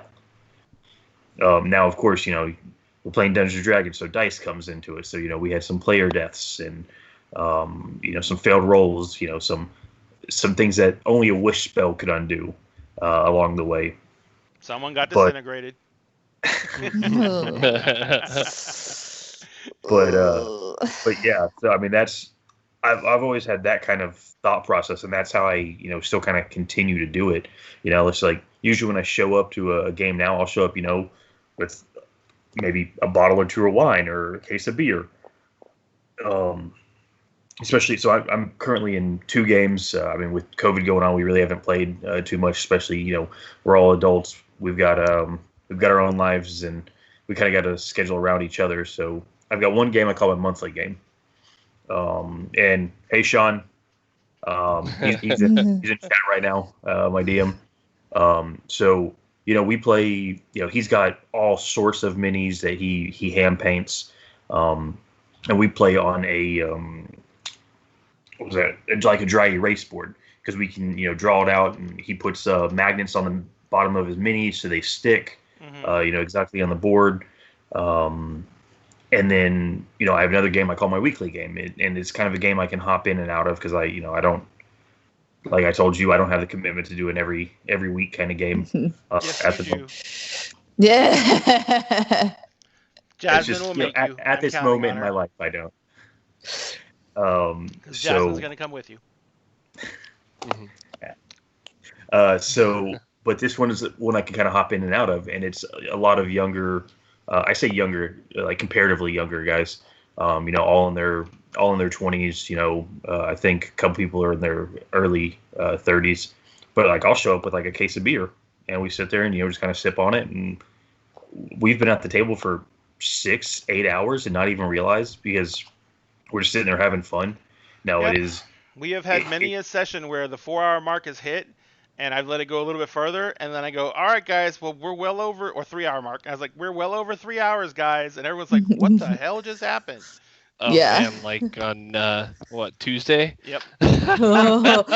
Oh, Tuesday. Well, with home games, it's Exactly. different than streaming games, because like home games, or I guess streaming games, you have to be more on the story, whereas like home games, something might pop up and you get like on this little side trail talking about this, and all of us get on these side trails. Like it is so easy to distract our DMs sometimes. Like that we're not intentionally trying to. But like Sure. no, like really no. I mean, kind You of gotta like what understand, Ray was Philip, what you consider distracting the GM is the GM following the player's lead to complete a storyline they want to follow. He is helping you guys tell your story. We will get distracted by like non D&D in-game stuff. Oh, Yeah. okay. Yeah, that's what I'm saying. Like, there's a kind of difference. Like when you're streaming, you really have to stay on the game. But when you're doing home games, you can be doing this, and something will remind you, and then you got one person who's like, "Oh, that reminds me of this funny story," and it tells like a 10-minute story, and then I'll go into this person tell the story, and then next thing you know, it's been an hour and we haven't played. And like, I don't know anyone who does that. I feel like I'm getting stared into my soul right now. Well, by, put it this way, Philip. By my DM. When we got affiliate, one of the biggest things game. one of the biggest things we talked about was possibly recording the shows, and then because when you hit affiliate, you can actually put pre-recorded stuff on. Actually recording the shows and giving ourselves a lot more time to play, because we have bad habits of, like, after the stream ends, ladies and gentlemen, it is stupid how late we stay up. It's dumb. It is dumb. We almost all of us have to work the next day, and we were sitting on here for like freaking hours after the stream ends. Almost as long as the stream sometimes. Dumb. We've been bad about that a few times. I have been awful about that so many times, because I am one of those people who has to be up at 5. It's fine. It's fine. Everything is fine, guys. Everything is so, fine. Evan, what were you gonna say? Oh, I was just saying that I was just agreeing that we go wild after the show and go on tangents. No, I was saying when Phil was starting with it was with his what he was talking about, you were actually trying to talk too, and so I was seeing if you remembered I what think I you think- Jonathan were trying to was going to say something. I think he was agreeing with the point Yeah. I was leading in. Oh, I love 19 Crimes so much. So I think that the people that are charging to DM, like the misconception they probably have is that, as a consumer of anything, your perception of what you're getting is very different when you're paying for it versus when it's being provided for free. So, I mean, if you go to an Adventure League game and the GM is kind of like crappy or the chemistry at the table is bad, like you didn't pay to be there. So your expectations are kind of low. And I really compare it sort of to like my brief life when I had a movie pass card. I paid $10 a month to be able to watch any movie I wanted every day for a month. And so before that, like I would only go watch like movies I really thought had value that I wanted to see. And once I had that card, like I might just be like, you know what? I'm going to go see this movie that I would never in my life have paid a penny for, but I'll go watch it because effectively it's not costing me anything. Except that time.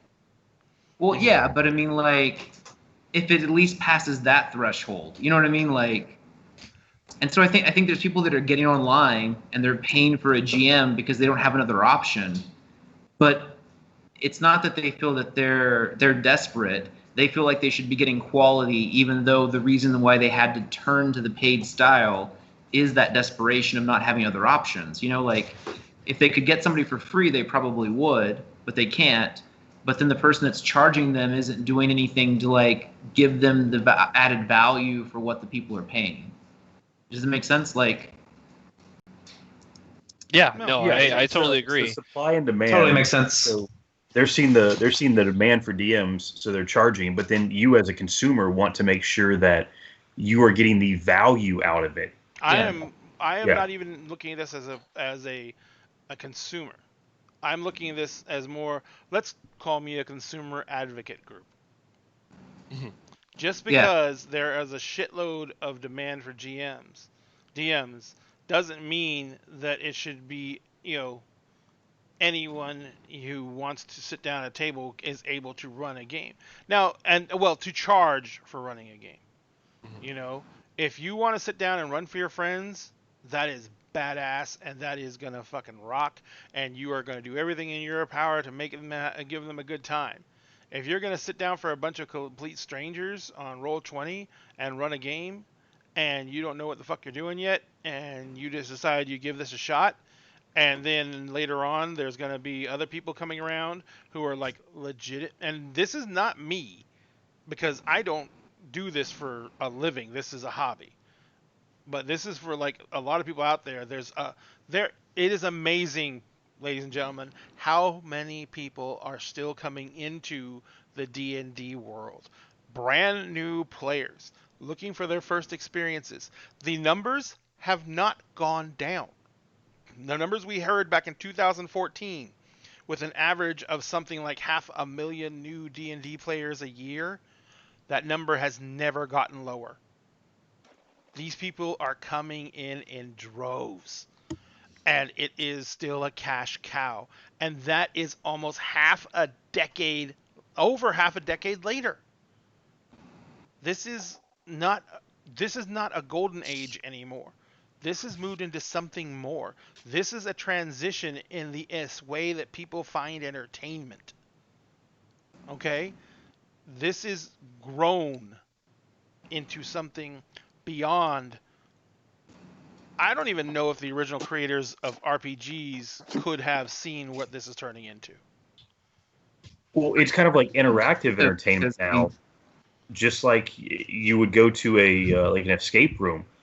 You and your friends go to an escape room where you can work together to accomplish a goal. I mean, it's interactive entertainment. That's what D&D is. People want to feel a part of something. They want to be involved.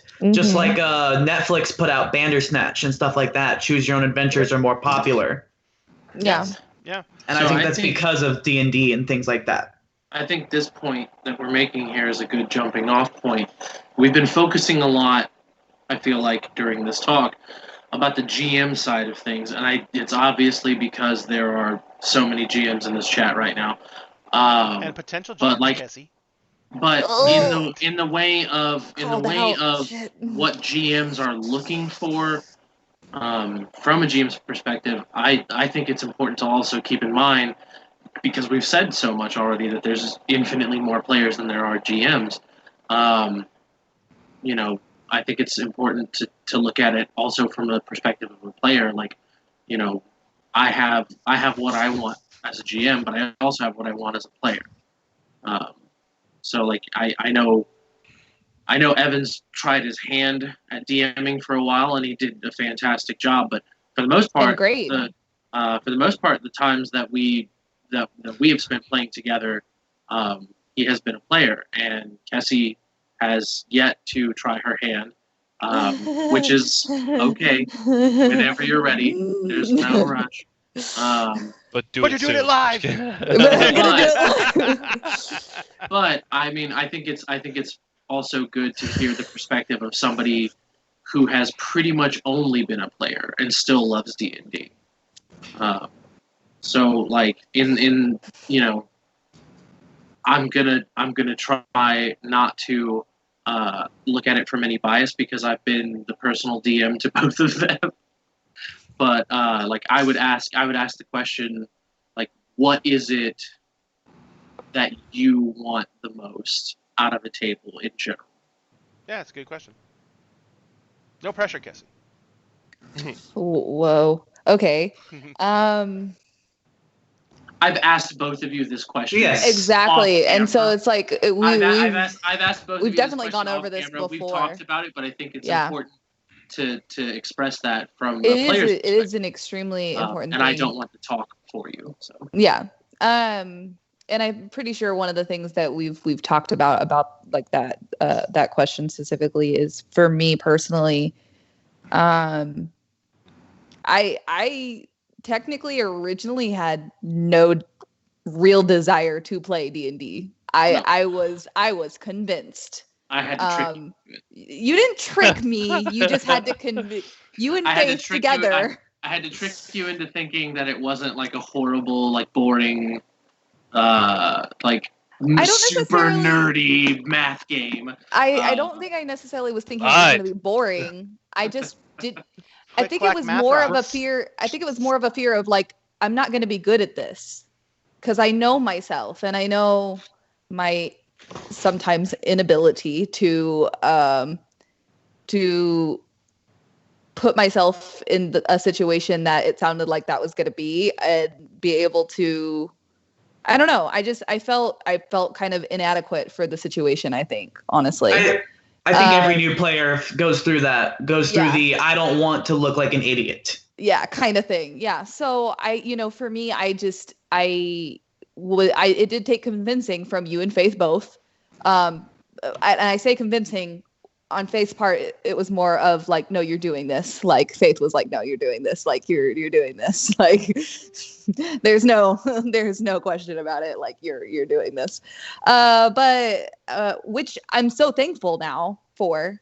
And the biggest thing for me about any table that I've been at has been just about having a good time. And yeah, like you've said before, the escapism, like escaping from, as a lot of people in this group specifically know, I have had a very rough last few years. And being able to sit at a table at least once a week for the last 4 years, and just focus on something else other than the things in my life going on, in my real world going on, for a few hours has been literally one of the things that has probably saved my life over the last few years. Don't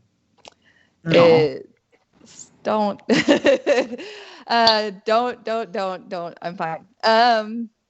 But it really is. It's that important to me. It's that important to me that it's a thing that I talk about constantly now.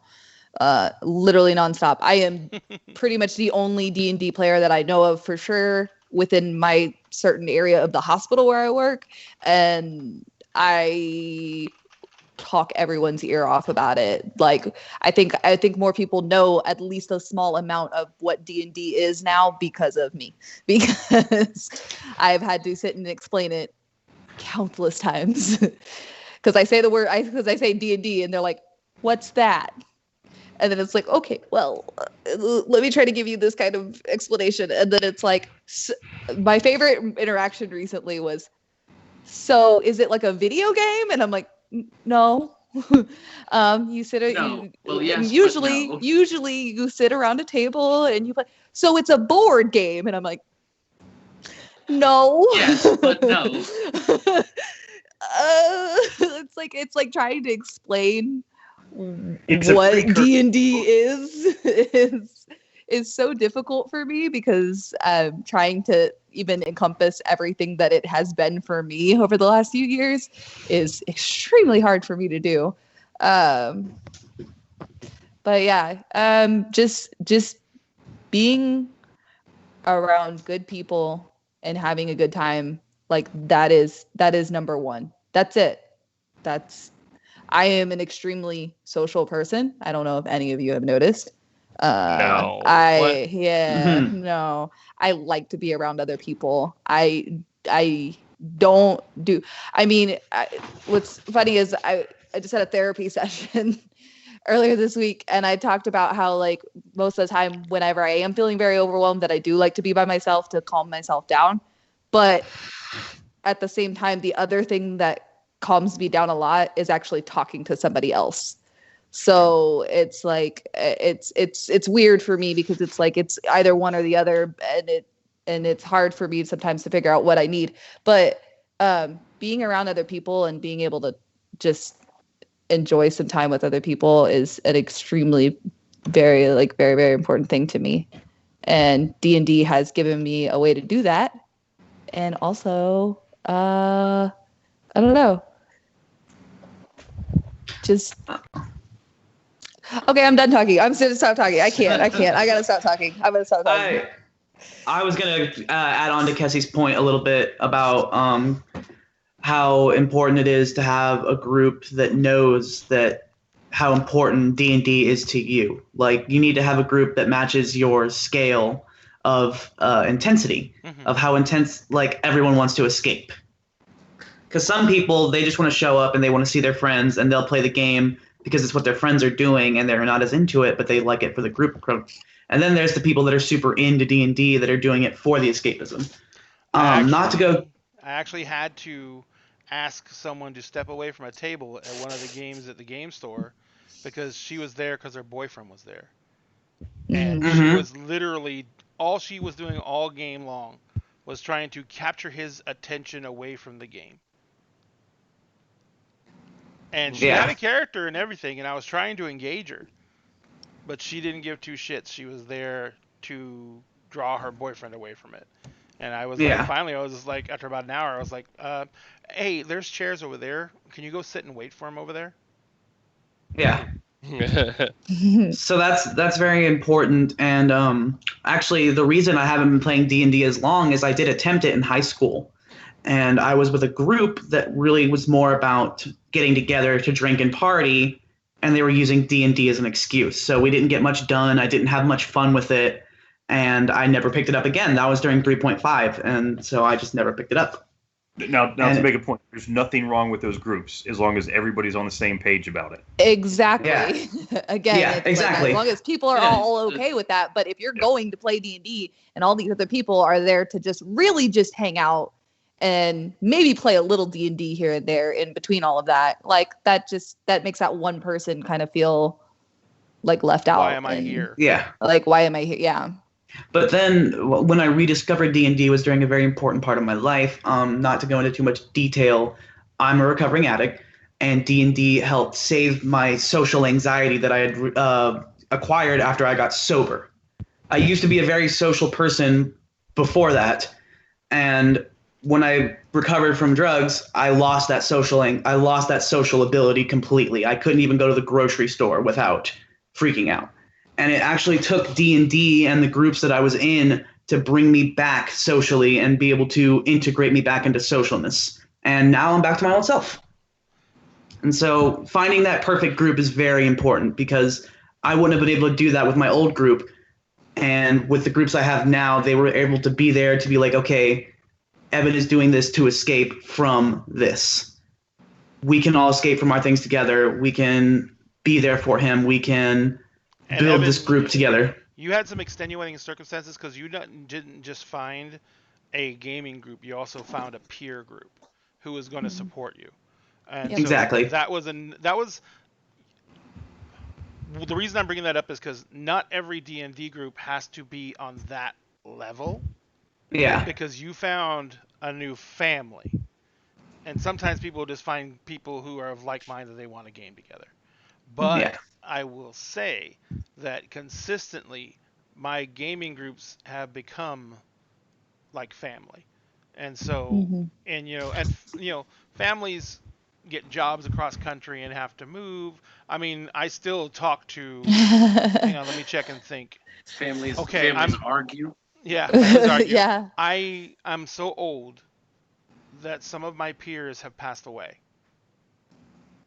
So, but I still talk to every single member of the gaming group that I've had in the past except for one.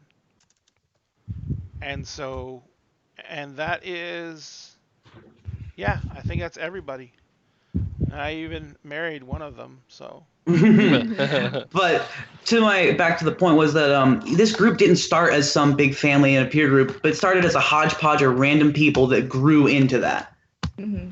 Just like you were saying, that it doesn't have to start off as some big thing, some big escapism, some therapy session for everyone. Sometimes you just get together to game, and that's all it was for me, was just Josh trying to pull me in to say, hey, you like that's RPGs. how it was for me at first too. I mean, I Today didn't expect for it Josh to turn is just collecting into people. Josh yeah. is nerds. that game in particular started as a game in the back of the back room that was maybe 15 by 10. Way too small to play D&D in. Way too small to fit I bet people you it got in hot. and a table. It got hot. It got people hot farted. and sweaty and smelly. Yeah. All the chairs stank by the end of the week. It just started as a bunch of people sitting in the back room of a gaming store who wanted to play D&D, and it turned into something else. Just to give a little more insight on how socially anxious I was supposed to show up at 5:00 at Josh's house to make a character to play at 7. I showed up at Josh's house at 6:45 because I was having a freak out the whole time. Like, I can't do this. I'm gonna be weird, and people are gonna think I'm weird. I'm not gonna be able to know what to do. Not knowing that you're entering the den of weird. Exactly. And 6:45, we whipped up a Ranger, showed up 10 minutes late, and I had the time of my life. One of the other things I was going to go over real quick, because we've covered a lot of what the aspects of a good gaming group are, but now let's look at one quick thing. The mechanics for finding a group. Thank God for modern technology, ladies and gentlemen. Holy seriously. cow. Right. When I was 12, finding a gaming group meant taking my D&D books, going to lunch, and sitting alone while everyone made fun of me, waiting for someone to come on and walk up and say, "Do you play?" That was finding a gaming group. Now we have the interwebs. So, number one, there are tons of Facebook groups in your area or in general that will help you find a gaming group. You're going to go through a lot of them. Do not get discouraged. Jessica and I, when we moved to, it was in San Antonio. When we moved back to San Antonio, we're trying to build a gaming group for almost 2 years. And we went through a lot of players. And it was just building and building and building, and then having something happen, and having interpersonality conflicts within the people who were coming to the group, having people who made a commitment to play one night and then suddenly couldn't play because of change in work schedules. Real life is the biggest detriment to gaming, and also the only reason we can game. So what are you gonna do? Oh man. Yeah, it's like the hardest part about playing D&D is finding a time. Yep. Herding Yeah. cats. Everybody wants to play. Yeah. It's all good Herding there. It's cats. just, Yeah. yeah. I yeah, always exactly. say it's herding cats, and I always say the same thing every time. Like people are like, "Man, we." Every time I get a gaming group together, and someone says in one of the communities, in one of our like our Facebook group or whatever, someone says, "Man, it's been a while since we gamed." I was like, I always lose my shit, and I'm always like, "You want to try and schedule this, motherfucker? You want to try and get these? It's yours. No, fuck it. You're doing it now. I'm out. I'll run the games, but someone else is scheduling them." Yeah, so like my monthly game, like we've got a Discord server, and so we'll post in there, or usually we'll talk about it at the end of the session, like, hey, when's the next time you played? And everybody's checking their calendars, going like, well, hey, I've got this week open, and somebody else is like, okay, I have these 2 weeks that you have off, and another person's like, okay, yeah, I've got those 2 weeks, and then we'll finally narrow it down to like 1 or 2 weeks that we can play, and then we'll just finalize one. And then like our last session, we had finalized it. Everything was supposed to be doing good. We had kind of switched to online instead of in person. Well, then we have a married couple who plays with us, and they had some real life stuff come up. Totally okay. I understand real life. But so it's been, I think it's been about 2 months since we've played together, because we normally only play about once a month. I do believe it was either May or June. We played like 3 times in a month period, just because it worked out. Corona, man. Like, everybody's got time.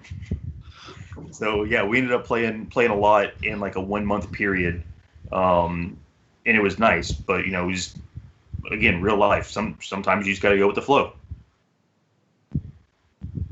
Yep.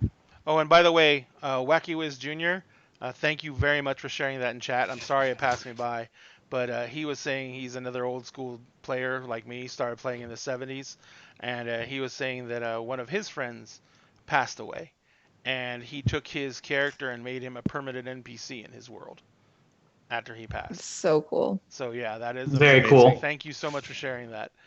And They try Wacky very hard to Wizard play has the NPC my true to his DM. ideals and personality.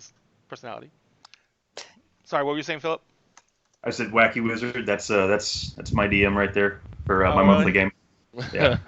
Well, congrats, you got a good one. Mm-hmm. Sorry, Wacky Wizard, I'm stealing him. But maybe you can come join him. Hey. So we have gone over that, but one of the big things that I use a lot for finding new players is something that's actually really new. It's even newer than the interwebs. Is playing D&D Adventures League. Wizards of the Coast originally were running this, but they handed it off to another organization, who unfortunately is terrible. I'm sorry, guys, but you suck. And but they've been running the Adventures League for a There while goes our now. sponsorship deal. There goes our sponsor deal. With people who suck. Yes, there it goes, right out the window. Well, But Adventures League They're losing is sponsors. Adventures League is something that Wizards of the Coast originally set up to create literal organized play for Dungeons and Dragons. And the way it works is you have a static character.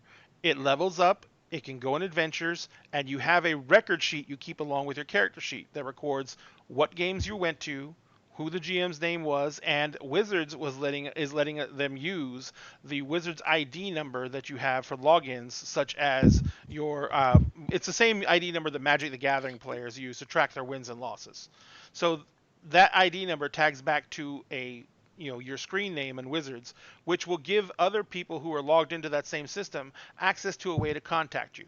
And that was significant, because if you had people showing up to events and they're a level 5 paladin with a holy avenger, they lied.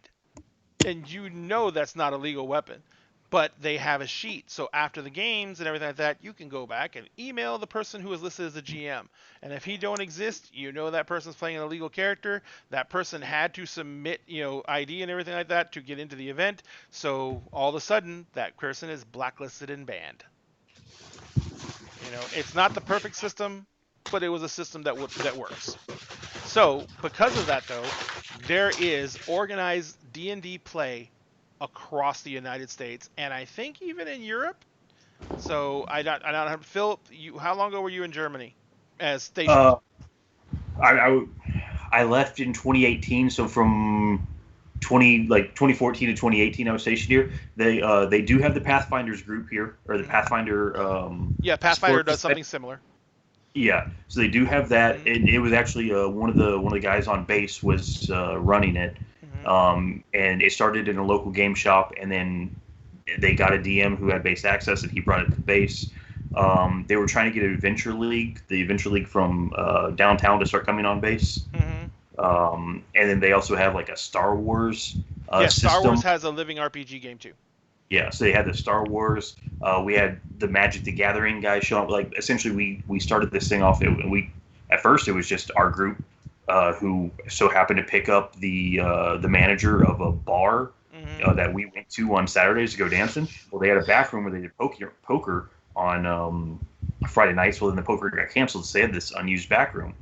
So we just started brainstorming while we're playing back there one day, and we're like, hey, like we kind of want to open this up. Like you don't really. We got the manager there, so he'll do bar sales for us. Like we can buy beer and drinks there, and like we kind of want to open this up to everybody. And so we kind of made a nerd night, and it was every Monday night. Well, then it got so big that they kind of had to split it. Now it's Mondays and Fridays,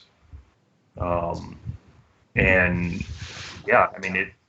So you have the Pathfinder group that shows up like on Monday nights and does their thing in the back room, and then you've got the Star Wars guys who show up on Monday and do it over here, and then you got like Friday night Magic.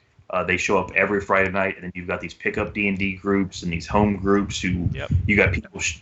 One of the guys, the eventually guy would literally show up with a like bag over his shoulder, like a 5 foot long bag by probably like 3 foot wide, and it's full of nothing but board games. So like Munchkin, Epidemic, Board Mice game and night, Mystics. basically. Yeah, and we essentially just wanted to make this like safe haven for nerds, and that's what it turned into. In a Like, bar, which is weird. Yeah. Yeah, and I'm Yeah. like the whole time you're telling me this, I'm thinking of like Fight Club, like the movie, except it's just like nerds.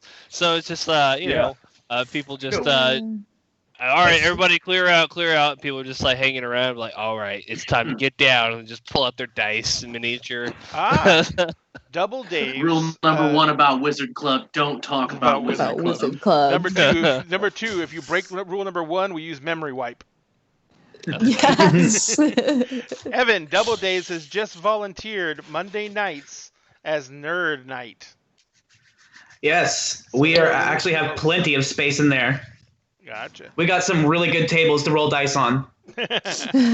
So anyway, but the other thing is, the reason I was bringing up Adventures League is because how I would go through and find new players is I would go to Adventures League, I would start running. Actually, technically, usually I went to stores and I started Adventures League at the store.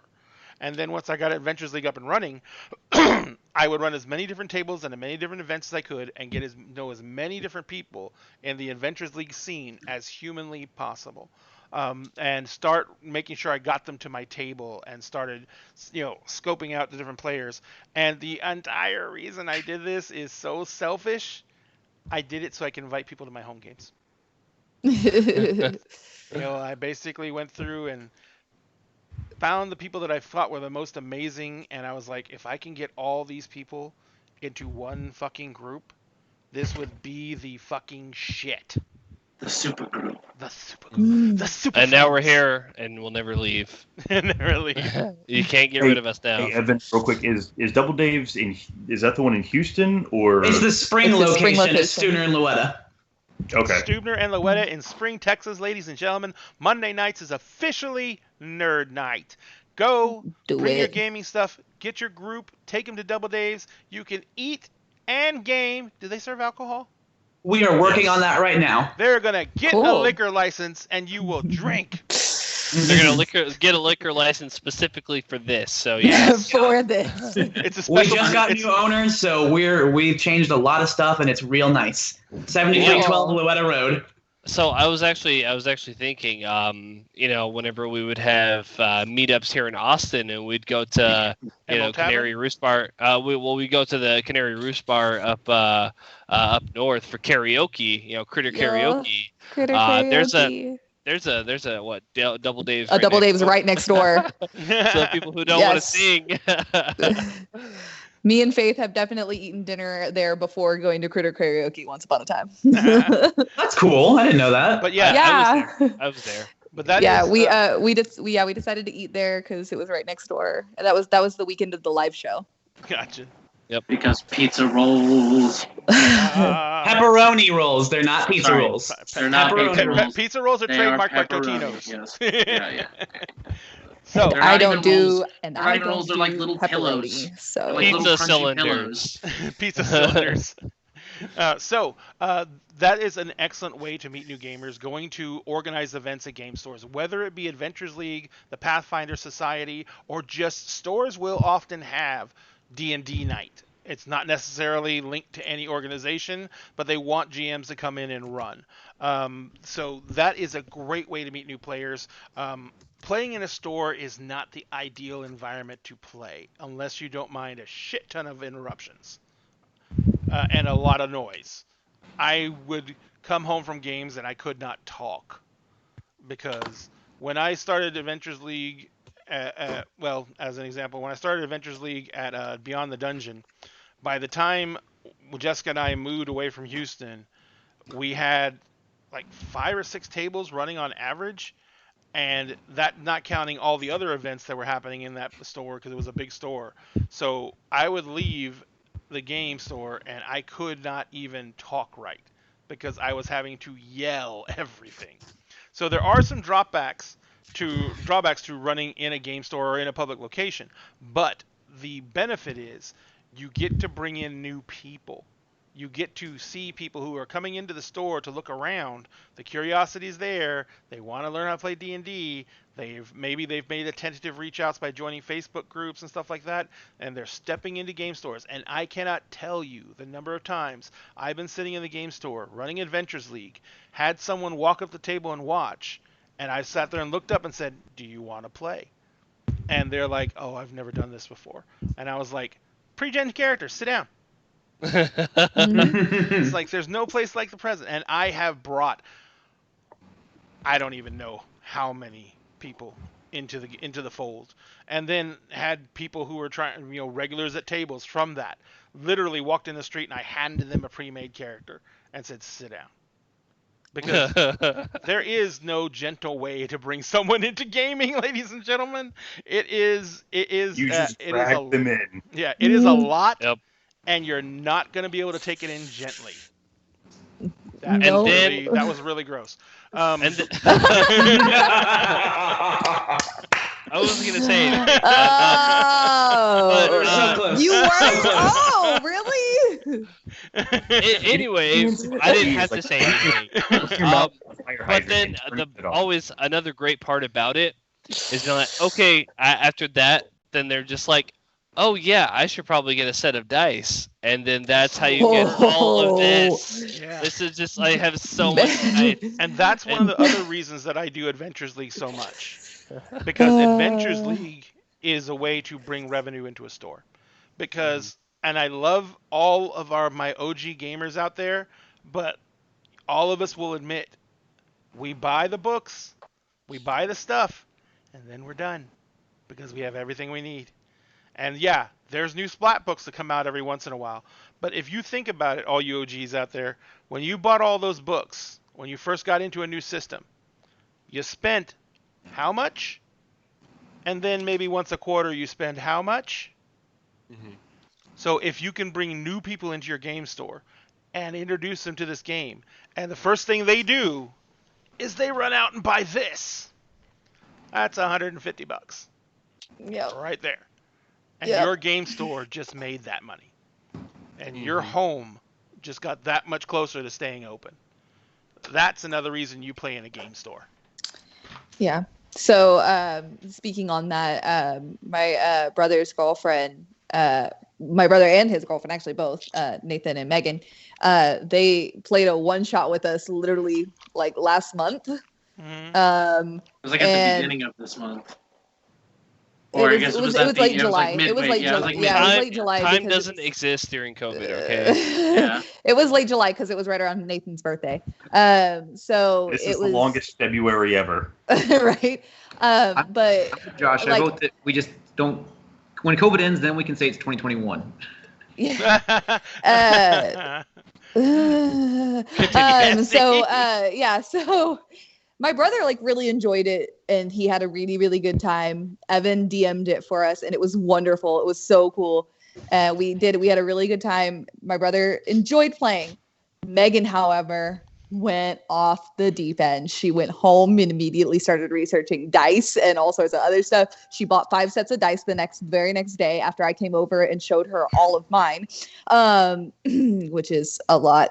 And but like she's been all about it now. Like she's just been like, I really want to play. Like I want to play. Like I'm so ready for this. I'm so ready to play. And so like I'm actually probably her birthday is on Monday and I'm about to get her so much stuff to get her more prepared for playing. I'm so excited. So much stuff. So it's definitely one of those things that sometimes for some people it's that first little taste. And she was another one of those people who had played a couple times in high school. And so she knew what it was and what it was about. She'd heard about it. She tried it out a couple times, but it just didn't stick for her then. Yep. But this one time sitting down with us and playing with our group, like she was just like, this is something I definitely want to do. So And some people just aren't ready for it when they're younger, oddly enough. Mhm. But when they get older, they need that release now. You know, they had the wild and vivid imagination when they were kids, so they didn't need that release. They got it automatically from themselves. But when they do the whole, I'm adult now, I'm not, I don't have that same spirit where they had when I was a The child. world isn't as fantastical. Yes, exactly. Mhm. Fairies don't come and talk to me Oh, when I go yeah. to sleep anymore. Yeah. So, but but this gives them that inspiration and it brings back that nostalgia. So Mhm. that's why you see that happening a lot. Yes, it is playtime more than fair. So we have really covered the topic quite a bit. And I want to once again instill the internet is a great place to find games. Roll 20 is literally having so much success they're lagging. So I actually went and did some research. They are re-establishing a server base. They had a good server base before.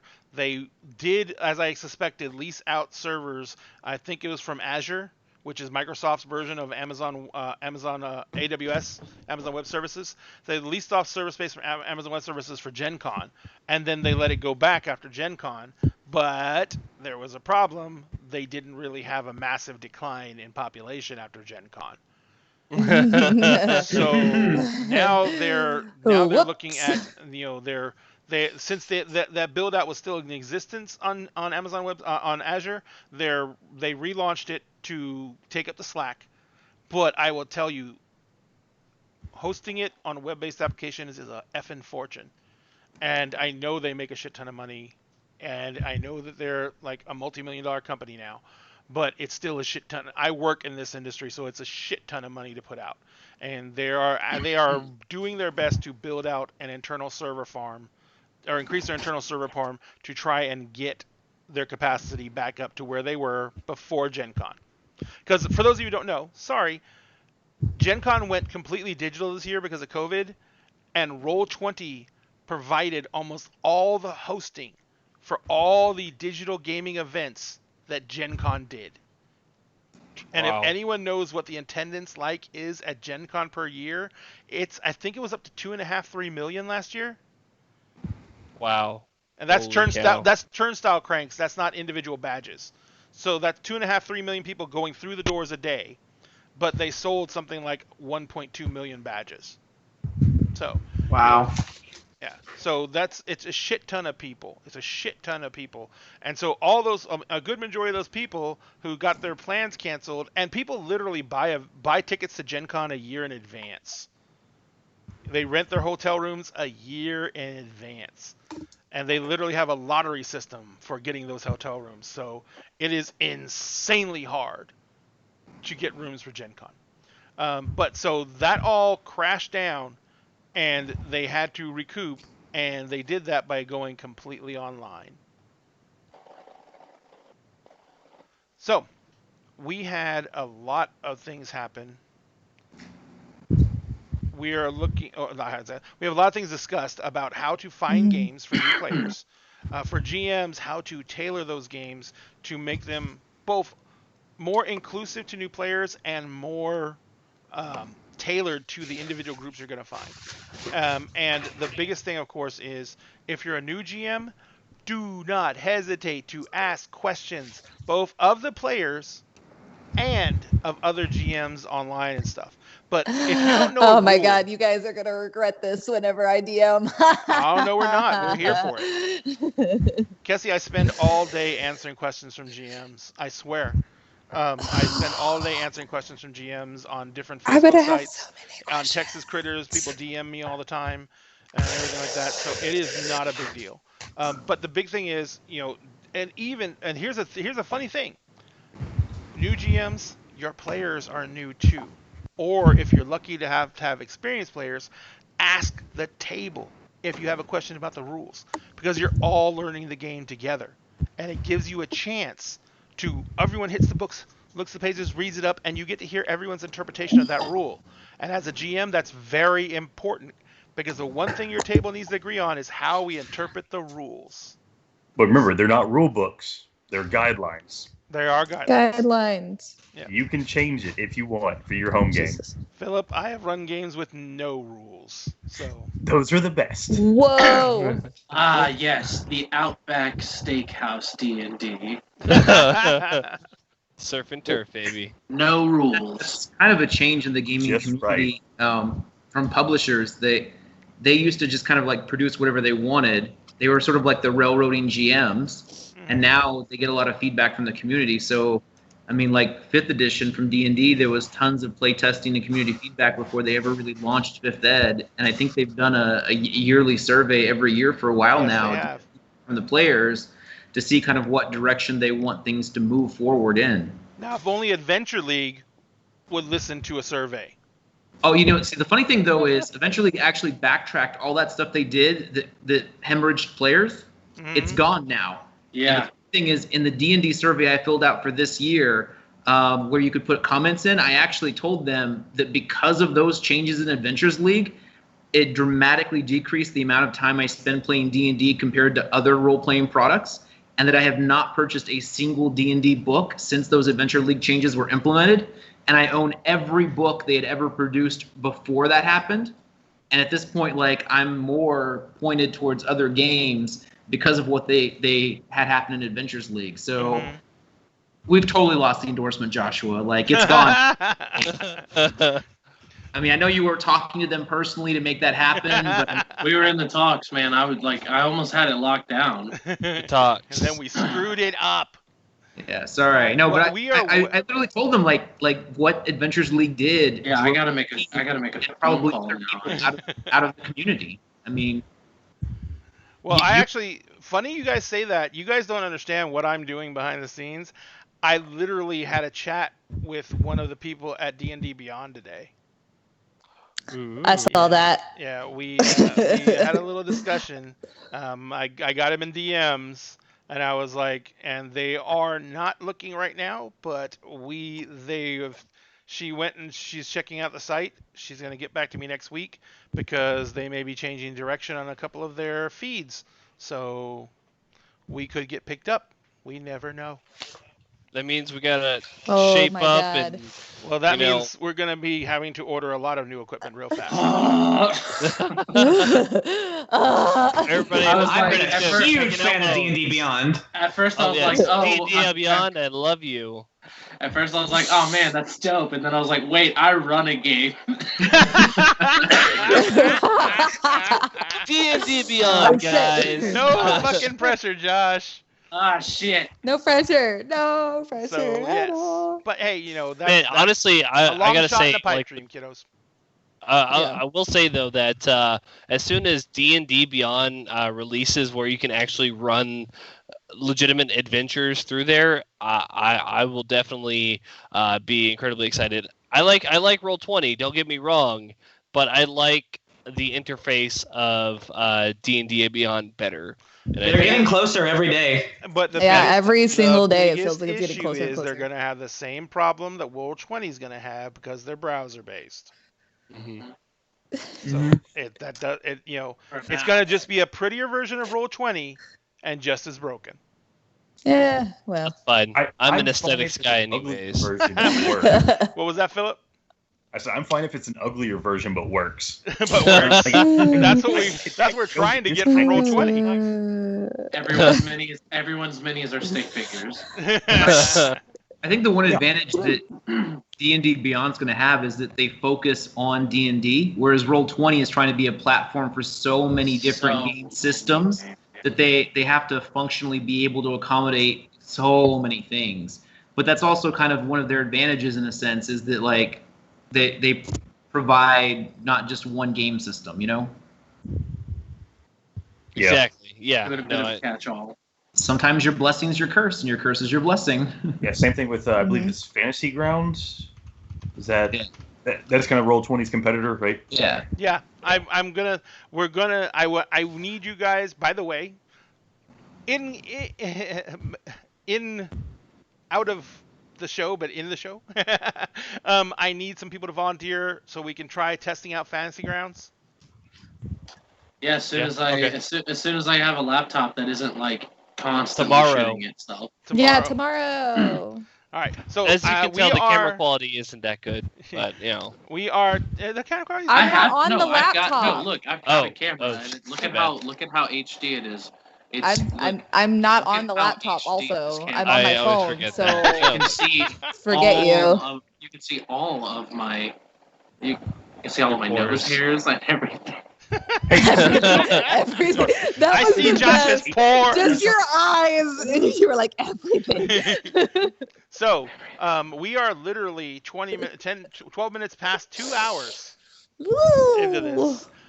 So we are way past what we normally do. But I want to thank everyone for showing up tonight. Jonathan, thank you very much for coming internationally into our homes and helping us out with our conversation this evening. Evan. And Philip. Thank Double Days for letting you get off in time to come to the show, and tell them if they haven't already messaged Meg, get them to get Meg the contact information, and we will put it on the scroll during the game. Awesome, I will. I'll take care of all that, and thank you so much to Sam and Aaron, the owners of Double Days, for giving me this time off to pursue my dreams. Yeah. And then Philip. D&D Beyond, we love you. Philip. We love you, D&D Beyond. We thank Jasmine for letting you come on the show. I know. She's asleep right now. She's asleep. It's late o'clock. Sweet baby. In the morning here. She was a trooper and stayed awake as long as she could, but she's asleep right now. Oh, give her lots and lots of hugs. Oh. Jasmine, we love you. Josh Hawkins, thank you very much for allowing Kessie to use your internet and not throwing her out of your apartment. We really appreciate it. It's a duplex. Thank you very much. Sorry. Oh, duplex. there she is. Oh, There she is. Oh, my sweet Jasmine. It's so cute. It hurts. And Josh Runyon, thank you very much for giving me the opportunity I haven't had, and I think we calculated 5 years. I am playing in Josh's Sunday game, which is tomorrow. Curse of Strahd, 6 p.m. Central Standard Time. People need to come and watch because we're going to get tortured and it's going to be wonderful. And Kessie will cry and I will cry because no one knows this, but I'm a crier. And it's going to be amazing because when I cry, it comes out my nose. Well, I probably won't be crying tomorrow. So I know I'll make it as a DM who makes people cry if I can get Jonathan to cry. That'll be an accomplishment, I feel like. So in the meantime, we have one more announcement that we forgot to do before the show. Right now is the beginning of a season in the gaming community that is incredibly important to me and to a lot of other gamers. Sorry. Right now is the beginning of Extra Life. Extra Life is a gaming charity. It started out years ago, and it takes in all aspects of the gaming community, from board game players, role playing game players, video game players. And this is a charity that raises money for children's hospitals and organizations across the country. And players get together and they set donation goals, and they get together as a team and they try and meet those donation goals. Now, Dinner and a Game has set up an Extra Life charity stream set up for Facebook and within the Extra Life community, and we have set a goal of $1,000 for the Extra Life donation mark. Now, that doesn't mean we want to limit it to $1,000. We just put it at $1,000 for ourselves. And to help us on the way, Dinner and a Games has already made a $100 contribution towards that $1,000 goal. So we're already 10% there, guys. We're asking our community to come together, donate to the Extra Life, and make sure we blow that goal out of the water. Because the charities that this place gives to are the ones that allow children to grow up to be gamers. Now, and our current Extra Life donation is going to Clay County Children's Hospital here in Tarrant County. We live in the Fort Worth area right now, and our donations are going towards that hospital. But Extra Life donates just to local hospitals, local charities, and they set up a national fund that acts as a slush fund pool for funds to be drawn from hospitals and charities across the country. So please go to the links that are posted up on our Facebook page. Go to the links that Meg is posting up in the chat. Donate to Extra Life. Donate $1. Donate anything. It's tax deductible, but at the same time, it doesn't matter. Donate what you can afford to donate. If you can't donate anything, get on Facebook and share it. Share the link to the Extra Life site, share the link to what the charity is, and get other people to donate, because it's a really freaking good cause. And we really need something good right now. And there's nothing better than that. So, yeah, we're actually Neris, we're in Keller. So, we're up north too. We're just north of Bedford. So, anyway, ladies and gentlemen, thank you all, everyone, for showing up. And Kessie, thank you so much for crying. Thanks. Yeah. Thanks, y'all. Thanks. How do you like your new little Funko? I love it so for much. For everybody else just tuning in now, she was gifted one of those Vexalia on a broom. Funko. And I'm gonna cry again. The ones that sold out like that, Yep. I'm gonna cry again. We lost Josh. Oh, it finally happened. Yep. Oh. Hey, since it's possibly the last night he's on that box, that thing was giving its all. It was. It didn't. It stayed solid for so long. Hey. Oh, and he's back. Yes, Meg. It came. It was actually saying that it was going to come in on Monday. After saying it was supposed to come in yesterday, I was like, well, dang. And then we went out to go get food and came back, and there's a package on the ground. I don't know how Kessie even missed me picking it up. No, I saw you pick it up, but I just didn't say anything because I wasn't gonna be weird about it. Because I kind of figured that's what you were waiting on, and I was like, oh fuck. Apparently, Meg knew about it because she was all yelling in chat. It came in time. Yes. So anyway, thank everyone for coming out tonight. Remember, go to our Facebook page, Dinner and a Game. Follow the page, like the page, enter the contests. They're free except for the subscription contest. If you like what we put out, please subscribe. We are looking to get everyone equipment so we can have all be on the same quality of video and service and everything like that. As you know, Josh's computer is trying. Josh Runyon's computer is trying to give up the Ghost, and we're trying to get that fixed and replaced.